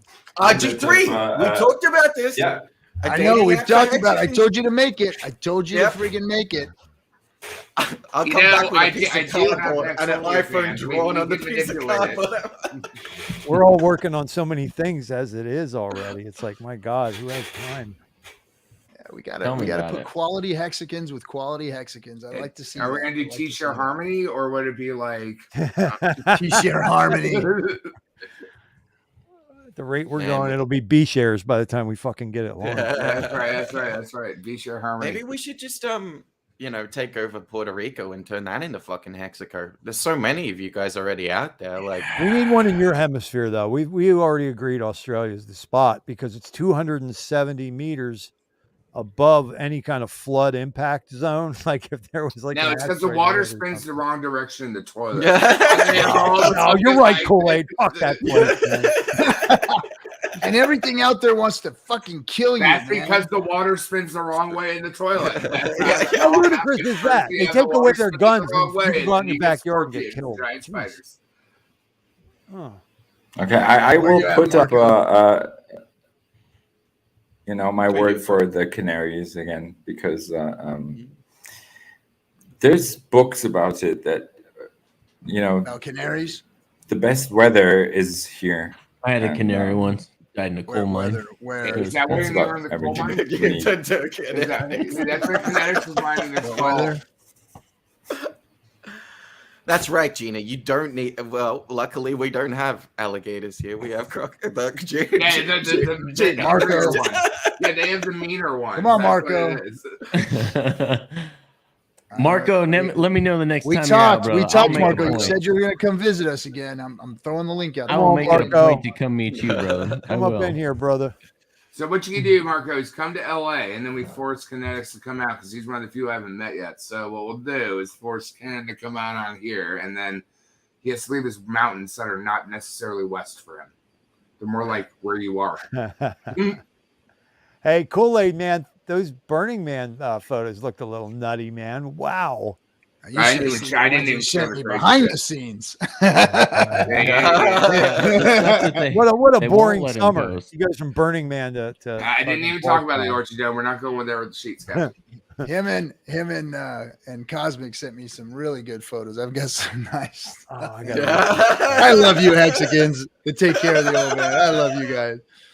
Coffee and David Morales and you guys, Kool-Aid. You guys take care of the Cap. I get to live vicariously through all you young gentlemen. No, the Captain's going to come next year. We pretty much decided that if not, Cosmic Guy will kidnap him, and then he'll just. I'm gonna have to bring my son, the Informer, to make sure it's validated, to make sure that my stay there is validated. Yeah. Yes. Is that the Informer or the Enforcer? No, the one that says if he slips up. Keep me in line, man. Keep me in line. What did you say earlier? Talking to Cosmic, you said, "Yeah, you want to keep your marriage."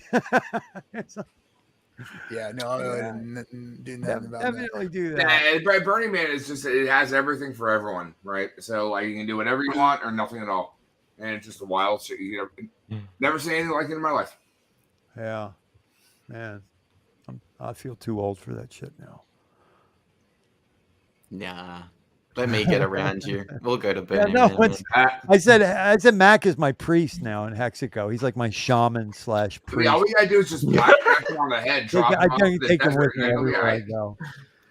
We'll go and I'll take Hex Mac in my corner any day. He took this guy on and won.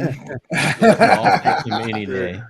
All right, Marco. I'll take the rain check on it. You fly safe, bro. It was really good seeing you, man. It was really good. All right, really good seeing you.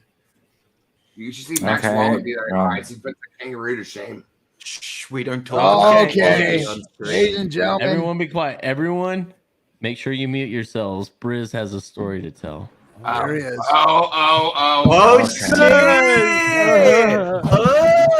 I love it. Hey, everybody. Yeah, Briz. Fuck yeah, Briz. Hello. Man. How's and everyone until doing? then, real good, Briz. How are you, sir? Excellent. I'm tired. Oh, you're tired? Oh. Yeah. Turn up the light. What was that? Tired? What made you tired? Every time I saw you, you were sitting on some couch somewhere. Just Vegas. It takes a lot out of you. The heat. Well, you had to have been doing something. What were you doing in Vegas? Dorsey, you're the worst. Are you trying to insinuate I was having sex with Sammy? Whoa! No, wait, where did that come Is that what you're trying to? I didn't say anything like that. Are animals? Do not pass go. Do not collect $200. These are all gentlemen. I Never asked. would never say so. In fact, you should kick this man off the show for even saying something like Someone that. get a fucking bar of soap and wash that man's mouth out. Jesus. Hex Siren was passing out soaps. She was passing out a lot more than soaps. I saw her hair, man. Her hair. She was getting her hair done on one of my streams. The week man, before her the hair was conference, badass. man. She Looked had wild. that was like freaking flaming on there. Fire. I got some really good. SJ's hair was Basher pulse show. colors, and she was, my God. Yeah, but Sarah SJ Joy was always will absolutely play with the hair. gorgeous, That just is the thing. gorgeous. Yep. And you know who else? Another shout out. I'm remembering all the Hexicans that I got to have some time with. Our girl Sequoia, man, what She's an sweetheart. awesome She's- human being. You know, what I like to do is when I do meet up with some Hexicans that I've been around a little bit. You know, I know a lot of the new folks. I didn't spend a lot of time with you or talk only because sometimes it's a little weird. You know, like meeting new folks, especially like when I catch you like looking at me from the corner, like standing there, like just fucking come talk to me. It's not weird. Don't be weird and stand over there and act weird. Just come talk to me. Say, hey, RG, how you doing? So Captain, you know the story of Sequoia, right? So Sequoia. So I sat down with her at the party and had a long conversation with her about who she is and where she's from. Man, what a brilliant, intelligent, just awesome young human being she is. Man, hats off. She's freaking awesome. She seemed really sharp. So I know her more Captain, from with Twitter Sequoia, Spaces. right? So we had lunch in LA, and I couldn't go to the last Hex convention, so I gifted her my ticket, and that's how she got to the last convention to like do all the rest of that. She's a sweetheart and a half, and an awesome person. Hustles, gets shit done. Is a brilliant energy. So yeah, she took my ticket to the last convention that they had in Vegas that I couldn't go to. So I have a kind of an embarrassing story. I was at the club, right? And I actually got to smoke a blunt with DJ Lethal. He smoked it wasn't one a blunt, of- it was a giant cone. No, that's Jay and Jack's cone. So like they actually made a big position to give it to Lethal. Yeah, but the point was that I got to smoke it with DJ Lethal. I could have gotten to see you more. So what happened? So here's the embarrassing. See what part. happened was. Hey, how about shut up for half a second? Okay. So what happened was I go up to the table and Josh goes, "Hey, I want you to meet this guy. His name is Briz." And I've met like a couple people that like, you know, they weren't streamers. Like they were just saying like they recognized me from the stream. And he goes, "Briz, hey, how's it going?" And I was like, "Oh, cool. Hey, what's your name? Like, you know, like, are you a streamer?" He's like, I'm Lethal. This is my club." So I'm like, I'm just walking up to the club and I'm like, "Hey, how's it going? What's your name?" He's like, "I'm DJ Lethal." I'm like, "Oh shit, that was kind of dumb." All right, I wouldn't feel too Kool-Aid, bad about that. Go ahead. Like, yeah, sometimes I go on Discourse Syndicate. It's not really a big deal or anything. But I'm kind of a big deal, right? yeah. But I'm kind of a big deal. My apartment smells of oak and many leather-bound books. You're talking about people's height and size in real life. I'm actually like 6'4", 280, so I am literally a little bit of a big deal. Yeah, Kind of a big deal. yeah, but the difference is like you actually frame your camera towards the top of your head, right? So when DCC he's like down. Yeah, I'm just trying to keep my family pictures out of it for the most part. There you go. The blur is too much load for my crying 7-year-old GPU, CPU in this laptop. Nobody could recognize Jesse the pit boss. No. He changed 3 different times. Like each time I could. Well, actually, you should never see me. Really? Off. Yeah. No. He changed his appearance 3 different times, and I couldn't recognize him each different. And all those time. guys are wearing like fake tattoos on their face, and I'm like, then it's so confusing for my old ass. It's like you guys are, you know, changing your clothes, changing your fucking names. It was just It's too much. Changing your All the damn background like names. Hex Mac. Jesus, you bitch. All the names. And people have come up to me like 2 or 3 times and introduced themselves, and I think that they're like somebody different every time. It was getting to be too much. Different every But time. I want to show Different these real every quick. time. I want to show this real quick. You're a So this was seasonal beast. Hex Sirens soap that she made. She made this one here. Welcome to Vegas, baby. And I don't know what she Good. put like fruit. Is it hand carved? Fruit. It's a fruit salad or something. I don't know, fruit smoothie. And this one was supposed to be a margarita or something. Let's see. Ding. Yeah, homemade soaps. She made these homemade soaps. Dude, that's some Fight Club shit right there. Yeah, man. And then Fight she had Club, candles that smelled like chocolate and candles that smelled like all kinds of cool shit. And then she had wonder if even she really more makes TNT gifts on and that that's the table for byproduct. people. I wonder if she's making explosives and that's the byproduct. She's like, I just mean, make it's some like soap. Exactly, that was what I thought. This It looks glycerin like, ain't gonna nitro itself. So can I bring Just, something up? Yourself? One of our Hexicans got roofied out there at the club. I saw you say that in the comments. Again? No, I'm not going to say who it is. He does stream often. If he wants to talk about it, he can, but he feels as though he was targeted because he was wearing his Rolex. And he thought he got targeted by like a hooker and a pimp. And they put something inside his drink, and I don't know. So it wasn't like an You're so inter-Hexaco lucky to thing. be It was- targeted by a hooker and a pimp. But luckily And he roofie. did. Jeez, that's a party to me. That sounds like He did make it back to his hotel fine. He didn't lose any jewelry or nothing. But be careful, guys, when you're a hex flexing out in public. Not only that, There's like some- here's the deal: like if you're at a place that, so I come from OT Rave World, and like you just go do fucking stupid shit. And now that you're rich, and maybe if you stream, you're a target. I do teach my triple encrypted security class. You're a target. You do stupid shit, an act of God. Protect yourself, dude or girl. Period. Right. That's it. So it works. That's how I say. That's a philosophy right there.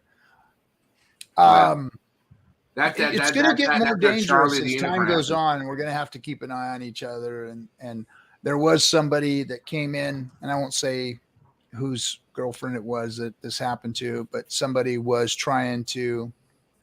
I forget what the ketamine or whatever it was. Well, Somebody no, it was wasn't trying to- ketamine. That'd be GHB. But like at the end of the day, it's GHB. been like.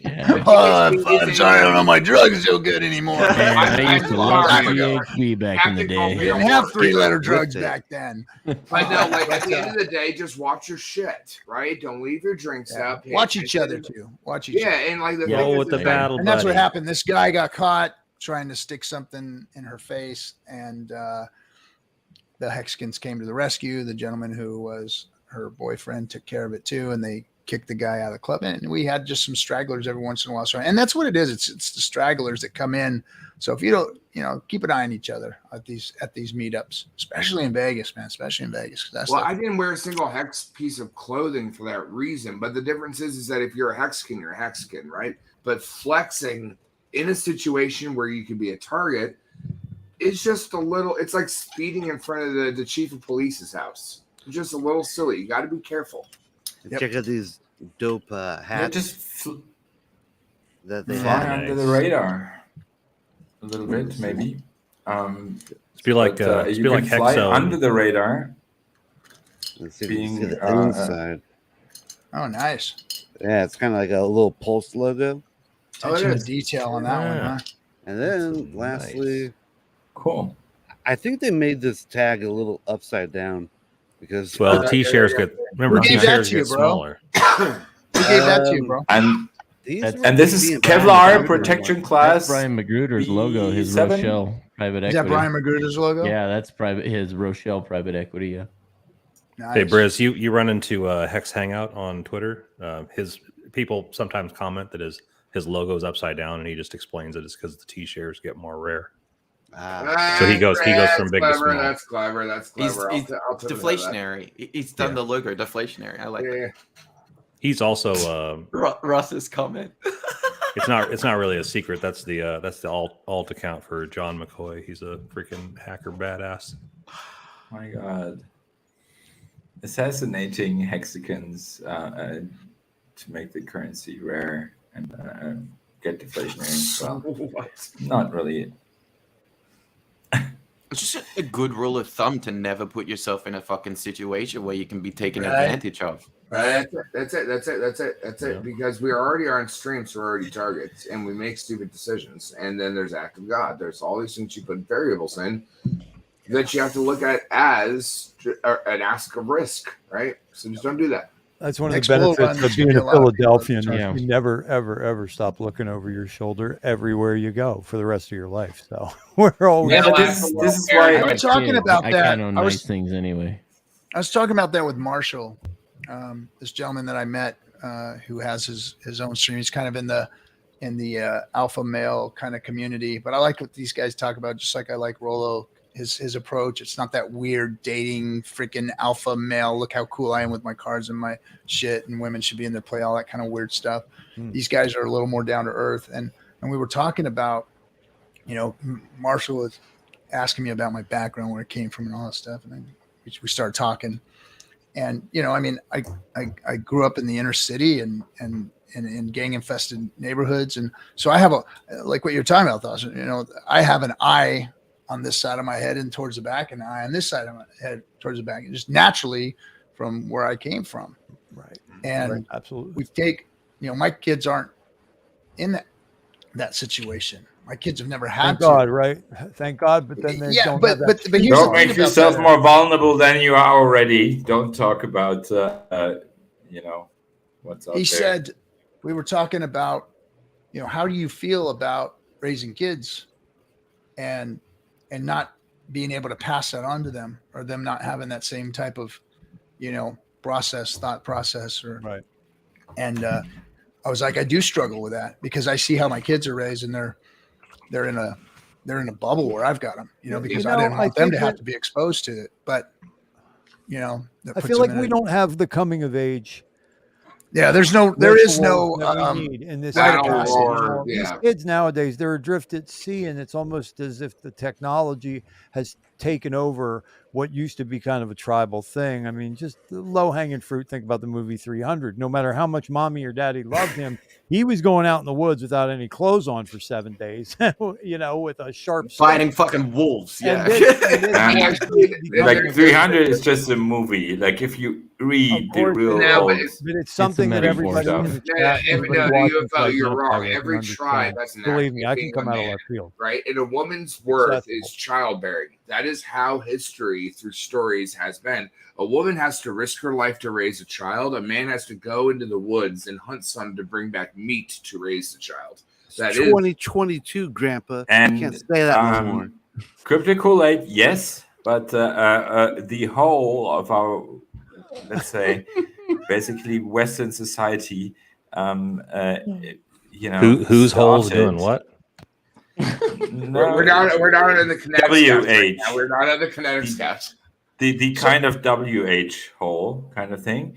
It started with the not W in front. This one kind of city just like came over to the other and every man raped their queen, and that one city guy, he first stopped revenge. And this is what, like, everything what we have nowadays comes from, by not taking revenge. I applaud that first guy. Yeah. Two small golf claps. Pretty hard. I mean, I hear God, but so you're right, Don. I don't know why don't they do Hold that on, in you movies, stop because- before I mute your damn ass. Yeah. I'm trying to talk. So what I'm trying to say is men at a certain age, their hormones take over. It's about their freaking testosterone, and if they and that's why there's so many ancient rites of passage for men, because they need something to get through that part of life so that they can understand what that testosterone was for, what that feeling that they have in them was for, and having a rite of passage and a place for them to release that is important. And we don't have that in today's society.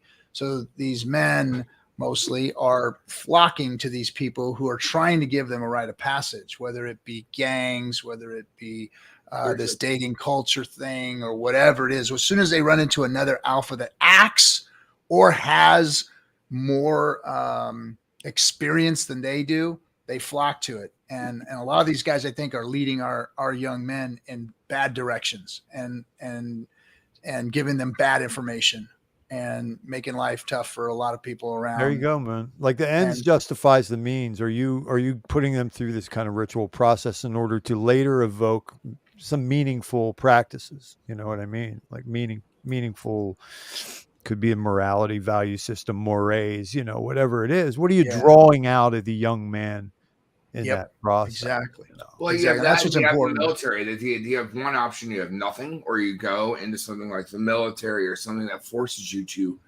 find yourself, build yourself down to nothing, and then build yourself back up. That's a beautiful ethos, you know. And even the military, it does give you an outlet for that.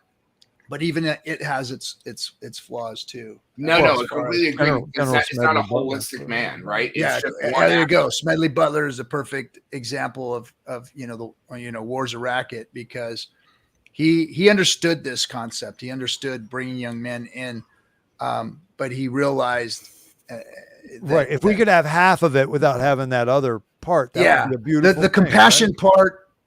Or just the suffering for the greater good, all that. That's beautiful, man. Let's do it. And well, you know there what? was We're Hexicans, we may be able to achieve this, right, Mac? We talk about things like this all the time, my man. Yeah. You know, that's what I'm trying to do. Long term. Look at what we might be able to do here in 10, 15 years. My God. Of course. Dude, we're literally just talking about that. Everyone's in such a fucking rush to do so much shit. Like, we got 15 fucking years minimum. Like, why is everyone rushing around trying to do all this fucking fancy shit? You know the story? I don't know about you, Hextech, but I don't have much because time. Because you're young. You can make it shorter, Captain. See, you never you get those fucking longevity injections inside of you. You got longer than you think, man. I can hope they hurry up and get that shit going, man. And nothing gas station pills. Did they keep you virile? But I don't need to that point about rushing around. Like, fucking, it'd be on some, tortoise shit, man. The tortoise wins in the end. It's the same story with Hex. Like, where the fuck do you think we're going to be in 15 years compared to where we are now? And not only that, there's no social security number for our social security, 401k. I know you guys haven't destroyed for retirement. All of that's the real Ponzi. So in 15 years, even at the Cap's age, he still wouldn't be getting social security, which is a Ponzi. So when you actually look at it right now, a 10-year stake, if you're 65, it's still 2 years before you get Social Security. I really don't even know what to fucking tell you. Take the money you have now, and if you don't have a fucking 401k and you're 55, you're still broke for 2 years before you can get 2 years earlier and you get your stake. It's stupid. I've just got to stop you guys make up this, Friday night hangout bingo card, a military, what all, there's so much stuff coming up and so much things that people are talking about. They just nailed it with some terms that I just have to look back up in the stream, and I feel like Cowley from South Park, and we have to have this FN bingo card. I'm just gonna say it again. Fuck yeah! It's not like they're blunderbuss. It's illegal where I live. Damn, that sounds like Reggie's voice. Oh my god! So that's one of my pet projects is talking to the young men about rites of passage and They need it. Really man. That's a doing that beautiful off of thing, you know. It really is, man. I God, think it's deteriorating a lot, and I think it's we most we important that we do need it, man. We RG3, absolutely need when that are you going shit. to take me on my rite of passage? When are you going to turn me into a man? When you grow up a little more, Briz, you got about 2 inches left. You got 2 inches. You already took off the wrong hood for that there, Briz. Yeah, Remember we're waiting in for you Star just to Wars get a when they were little bit taller than the line at the rides at the. You have to be able to ride all the rides at the fair first, Briz. Yeah, once you can get on those, bro, then we got you. We'll send you out, put you up on the mountain. We're gonna send you we're to gonna the get some outback. like, All right. right. Short memes. That or real soon. Bitcoin hits $1 million. One or the other. We'll be all right with that. Well, people were asking me a year ago if I would cut my hair if Bitcoin, Hex hits $1, and I can Don't tell make you, promises you can't keep, sir. Don't make promises you can't keep. Yeah, bro, don't cut your hair, man. I'm not. No. It is. I wish I would have never. I'm cut not all for my sale, right? Long hair.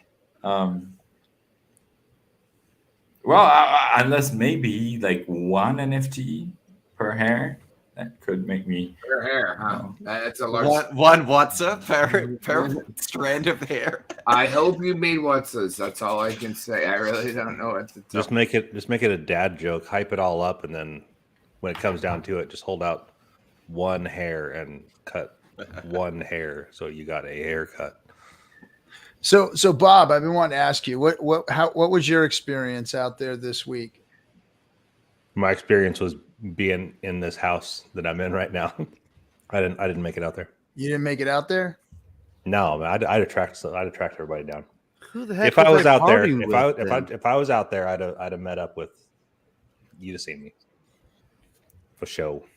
I didn't go to a lot of the events. I only went to a few of them, and then just hung out with folks. So I thought you were out there. No, my wife's been dealing with chronic fatigue since the end of, well, right about when Hex came out. It's been that long. Yeah, I know that story. Well, I hope she gets well. She's doing way better than she was back then. Yeah.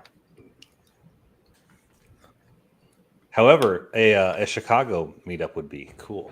Like a Chicago conference, that'd be doable for me. Were you there for a big case thing? I wasn't there. That was on my daughter's birthday. That's the thing about life. Like eventually, I thought about it. To be like you crazy Hexagon crypto people. No, we had real life to do. Yeah, it looked like a lot of fun.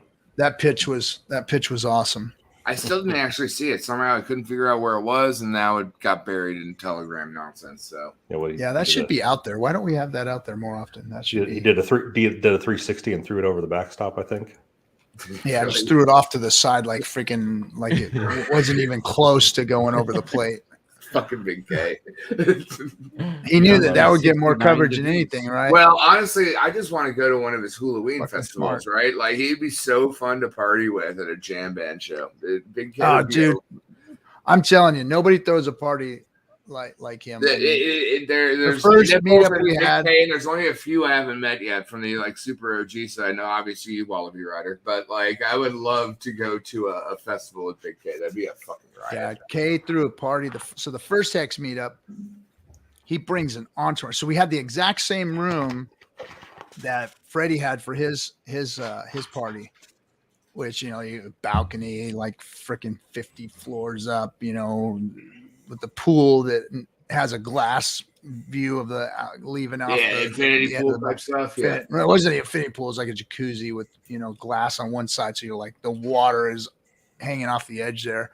But he had a DJ in there. We had the movie crew in there filming. I mean, it was just he did it. Food, booze, the whole thing. It was just he did it right. He had his entourage there and security and the whole thing, and it was phenomenal. No, I assure you, I've talked to Big K a few different times, and I know what he does, and I know the type of parties those are, and then he knew how to do it right. He knew how to do it proper, right? Super proper. Yeah, he did. Hey, Cap, can I? I have a. Yeah, you want to share something there? Is that something you want to bring I had two things I wanted to share. This is like some exciting news. I think we all really dig when our Hexagon brothers and sisters start their own creative efforts and their own businesses. What is this? This right here is a custom design from the new 369 company that it's an effort that's being started in our community here. One of our guys is right here in the chat, Hex Luther. Oh, what up, dude? He's one of the driving forces behind this. Now, what we're doing is we're signing up content creators to help get this thing marketed. And as a content creator now, he and his partner, who's an OG that some of you may have heard of before by the name of Schmiris, he's doing these designs, man. And this is the one they collaborated with me on for the Thothschild Edutainment channel. Why the cartoon porn on the laptop screen there? No, this is like sit like an Egyptian. Where is there a porn window? You missed that one there, bro. What's up, Ken? Did I have a porn window open? No, I don't think I did. Doesn't look like it. Why is the Egyptian looking at nudecams.xyz? I hear they're everyone's fucking chat rooms. Wow, smart deity. What was that link from the FN Hangout? God, it looks like full pleb. Nude something. It's right. A badass design like this is going to go on a T-shirt, and it's not. It's going to be your run of the mill stuff. This is going to be on the highest quality fabrics available with the heaviest. I hear Ken knows about that. Yeah, I like it. high quality fabric T-shirts. It's going to be higher quality than 180p, right? Briz, man. What did you have some edibles tonight or some shit, man? Are you kidding? That's what we had for dinner every night. That's how he gets taller. Yeah. You gotta realize that slowly but surely, those poppers are gonna get him taller. Yeah, man. Oh God. Now the graphics look super dope stuff. Yeah, I'm pretty excited. Yeah, but when it comes to promotion and stuff, I have made the experience. I don't know if I told that like maybe 2 weeks ago or so, because my mind span is, But I actually, had this necklace made, and Hexmec knows it from very first, like year and a half ago or something, and it's probably even older than that. And I've been wearing this, and people were just telling me cool necklace or something. But within the last 2 months, 3 different people in 3 different countries were looking at me and asking me, "Are you a Hexican?" And this is something that is new. So I have the feeling that this whole thing is about to take off immensely, because people recognize things. People hear about crypto, and next thing after Bitcoin, they're talking Richard, Pulse, or Hex. And this is my experience from the last 2 months only. Before, nothing like that. So I don't want to know what's going to happen in a couple of months. So better get all your seatbelts on. Shit's about to get fucking crazy is what's gonna fucking happen. Okay. Why do we have blurry pictures? Who's doing this? That's the Thothschild once again. This is the thumbnail for the speech that I was supposed to give at that thing in Vegas, and I did not. So I'm going to do it on a live stream on Sunday, 9/11 at 7 o'clock. All right. Oh man, you got the queen on. We were trying not to talk about the queen. You got the queen on. I didn't talk about it. Your imagery spoke thousands of words. Yeah. They say a picture's worth 1,000 words. Yeah, yeah. The views expressed on this channel are not necessarily the views Of Discourse Syndicate. Of this or its channel. affiliates. Yeah.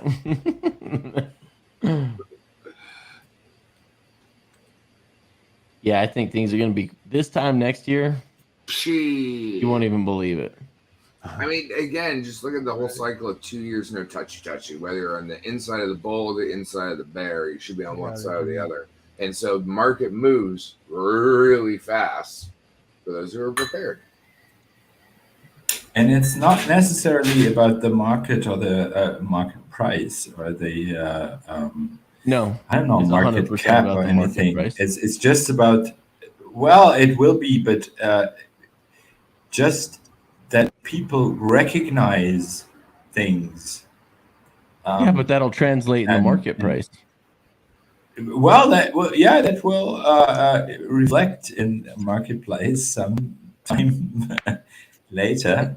But later, man, like FUD. Isn't this FUD. an awesome Nothing but thing? FUD. Pull this man down.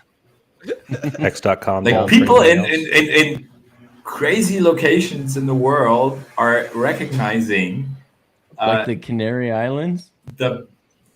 Well, not here, but like flying to wherever. Well, not there, but I mean, other places. Yeah, here as well, and people recognize the logo, which is an awesome logo. Yes, and it is. People, and even if people ask, isn't this this crazy guy, and isn't this a scam? I mean, this is the best marketing that you could ever have, to just be recognized. And so I think we should go back to spam marketing. I want him to be the actual spam king again and never actually send spam. I think we should go flood everything. I think it'd be hilarious. But to your point, UFO, at Loveburn there was a hex camp, and I had to go hunt them down with another hex camp. I took to Loveburn to see if it was actually Richard Hart Hex. And then I ran into another member of Hex Camp this year at Burning Man, and they're like, "Oh yeah, we definitely know who Richard Hart is now." It's kind of funny because it had really nothing to do but had the name. But the question is, did they know you? Did they know who Kool-Aid was? No, do not want go to Rags, make sure Rags for president. No. Because I'm going to tell you this, guys. Everyone says it's not what you know, it's who you know. But even more appropriate is who knows you. They use my words without quoting me. So as long as they do that, then it actually works. Like those little Pac-Man eaters. Yeah, that was a good one. A good one. And I'll tell you what, a lot of Hexicans are going to get recognized from being in this film that's coming out. There's going to be a lot of Hexicans that get recognized from that. So stand by. Some of you are in the film. It's gonna happen, regardless. I mean, go 5 years into the future. Correct. We've gone viral. All this has happened. Everyone goes back to the old streams, watches all the OGs. Yeah. Well, you all really those think streams are going to be there to grab for. All right, guys, I got to go. All right, Bob. We'll see you. Redacted. Yeah, you just redact yourself out of streams. Redacted. Yeah. Yeah, I'm gonna need some edits. Yeah. Blur out my face and do the name change. We're do the shadow. Buy Bitcoin. Yeah. There should be a segment with Joker in it like that. Oh my God. Hey, he sowed the seeds of the next bull run, and he does not fuck around. All right. He was at the Vegas event too, wearing a clear crypto shirt. Was he? I didn't catch him. I didn't go over to the. I wanted to. I was listen. No one here has done more for Hex than that man. You all. I can't keep. All right, let's. I tried to keep a straight face. I couldn't. I tried. Positivity. He's doing his thing his way. That's what he's doing, and there's nothing more anybody needs to say about it, is my opinion. I agree. He's doing his thing. 100%. You can do whatever the fuck you want. You are your own human. Amen. That's novel. Sovereignty and autonomy sounds kind of attractive. Sounds familiar. That Hex fashion show that was at that club, dude. That was such a good time being at that show. It was fun. I was actually really surprised at how well that turned out. Yeah, it was, and that was all because of Suzanne and CZ. I mean, they dialed that thing in. Suzanne made freaking awesome stuff. Everybody's clothes look. Sounded like you crowned CZ the first lady of Hexico tonight, Captain, didn't you? She slayed. She man. is the queen. crown queen of she, Hexaco, man. Yeah, she slayed. But everyone else did too, right? Everyone that was there like held and brought up and built everyone up, and that's again, it was great to fucking see everyone, right? You know what it is about CZ is that she has a lot of wisdom, a lot of experience, a lot of she's just got a good instinct about her, and she has a care for people and community. She's a great developer. She's just one of those leaders you want around because she is all those things, you know. And you know, when she came on the scene, the first few times I saw her, I'm like, this gal's fucking off the chain, man. She's just freaking crazy, you know. But then as I got to know her, I got to see how important she really is to the community and how much work she does and how well put together she is. I mean, she's just freaking phenomenal. And my hat's off to her. I don't have any authority to crown her, but I mean, as far as you might have a little bit. You might have a little bit. She is just that, you know, when it comes to the ladies, you know, she's very protective of everything that's going on. She was always watching out for everybody. Yeah. But still partying, having a good time, making sure everybody's taken care of. We need ladies like her and Sammy to be kind of the mother hens of this thing, you know? Yeah. The thing is, she's not even a mother hen. I've only met her once, but she knows a lot of my Austin, the Hexican friends. But she just charged the shit, partied like a rock star, and was there to help you, ask how you were doing. Did you need something? Were you taken care of? It was consistent. Beautiful thing. The whole damn thing.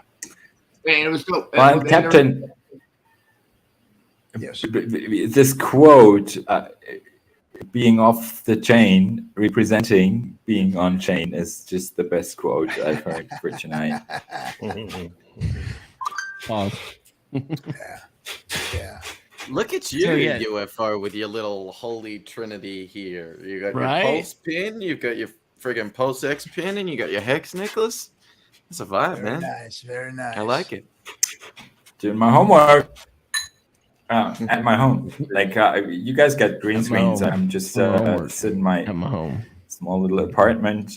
This is kind of like staying under the radar. We got I do like that art behind you, man. Some trippy art. Oh dear. All right. Well, it looks like we've gone 3 hours and a half, and that is a really long effing hangout. We haven't had one like this in a while. It's past Snack's bedtime. That is very important. It is. It is very With much that, everybody, It's fucking 3:30 in the afternoon. It's always 3:30 in the afternoon for me, Mac.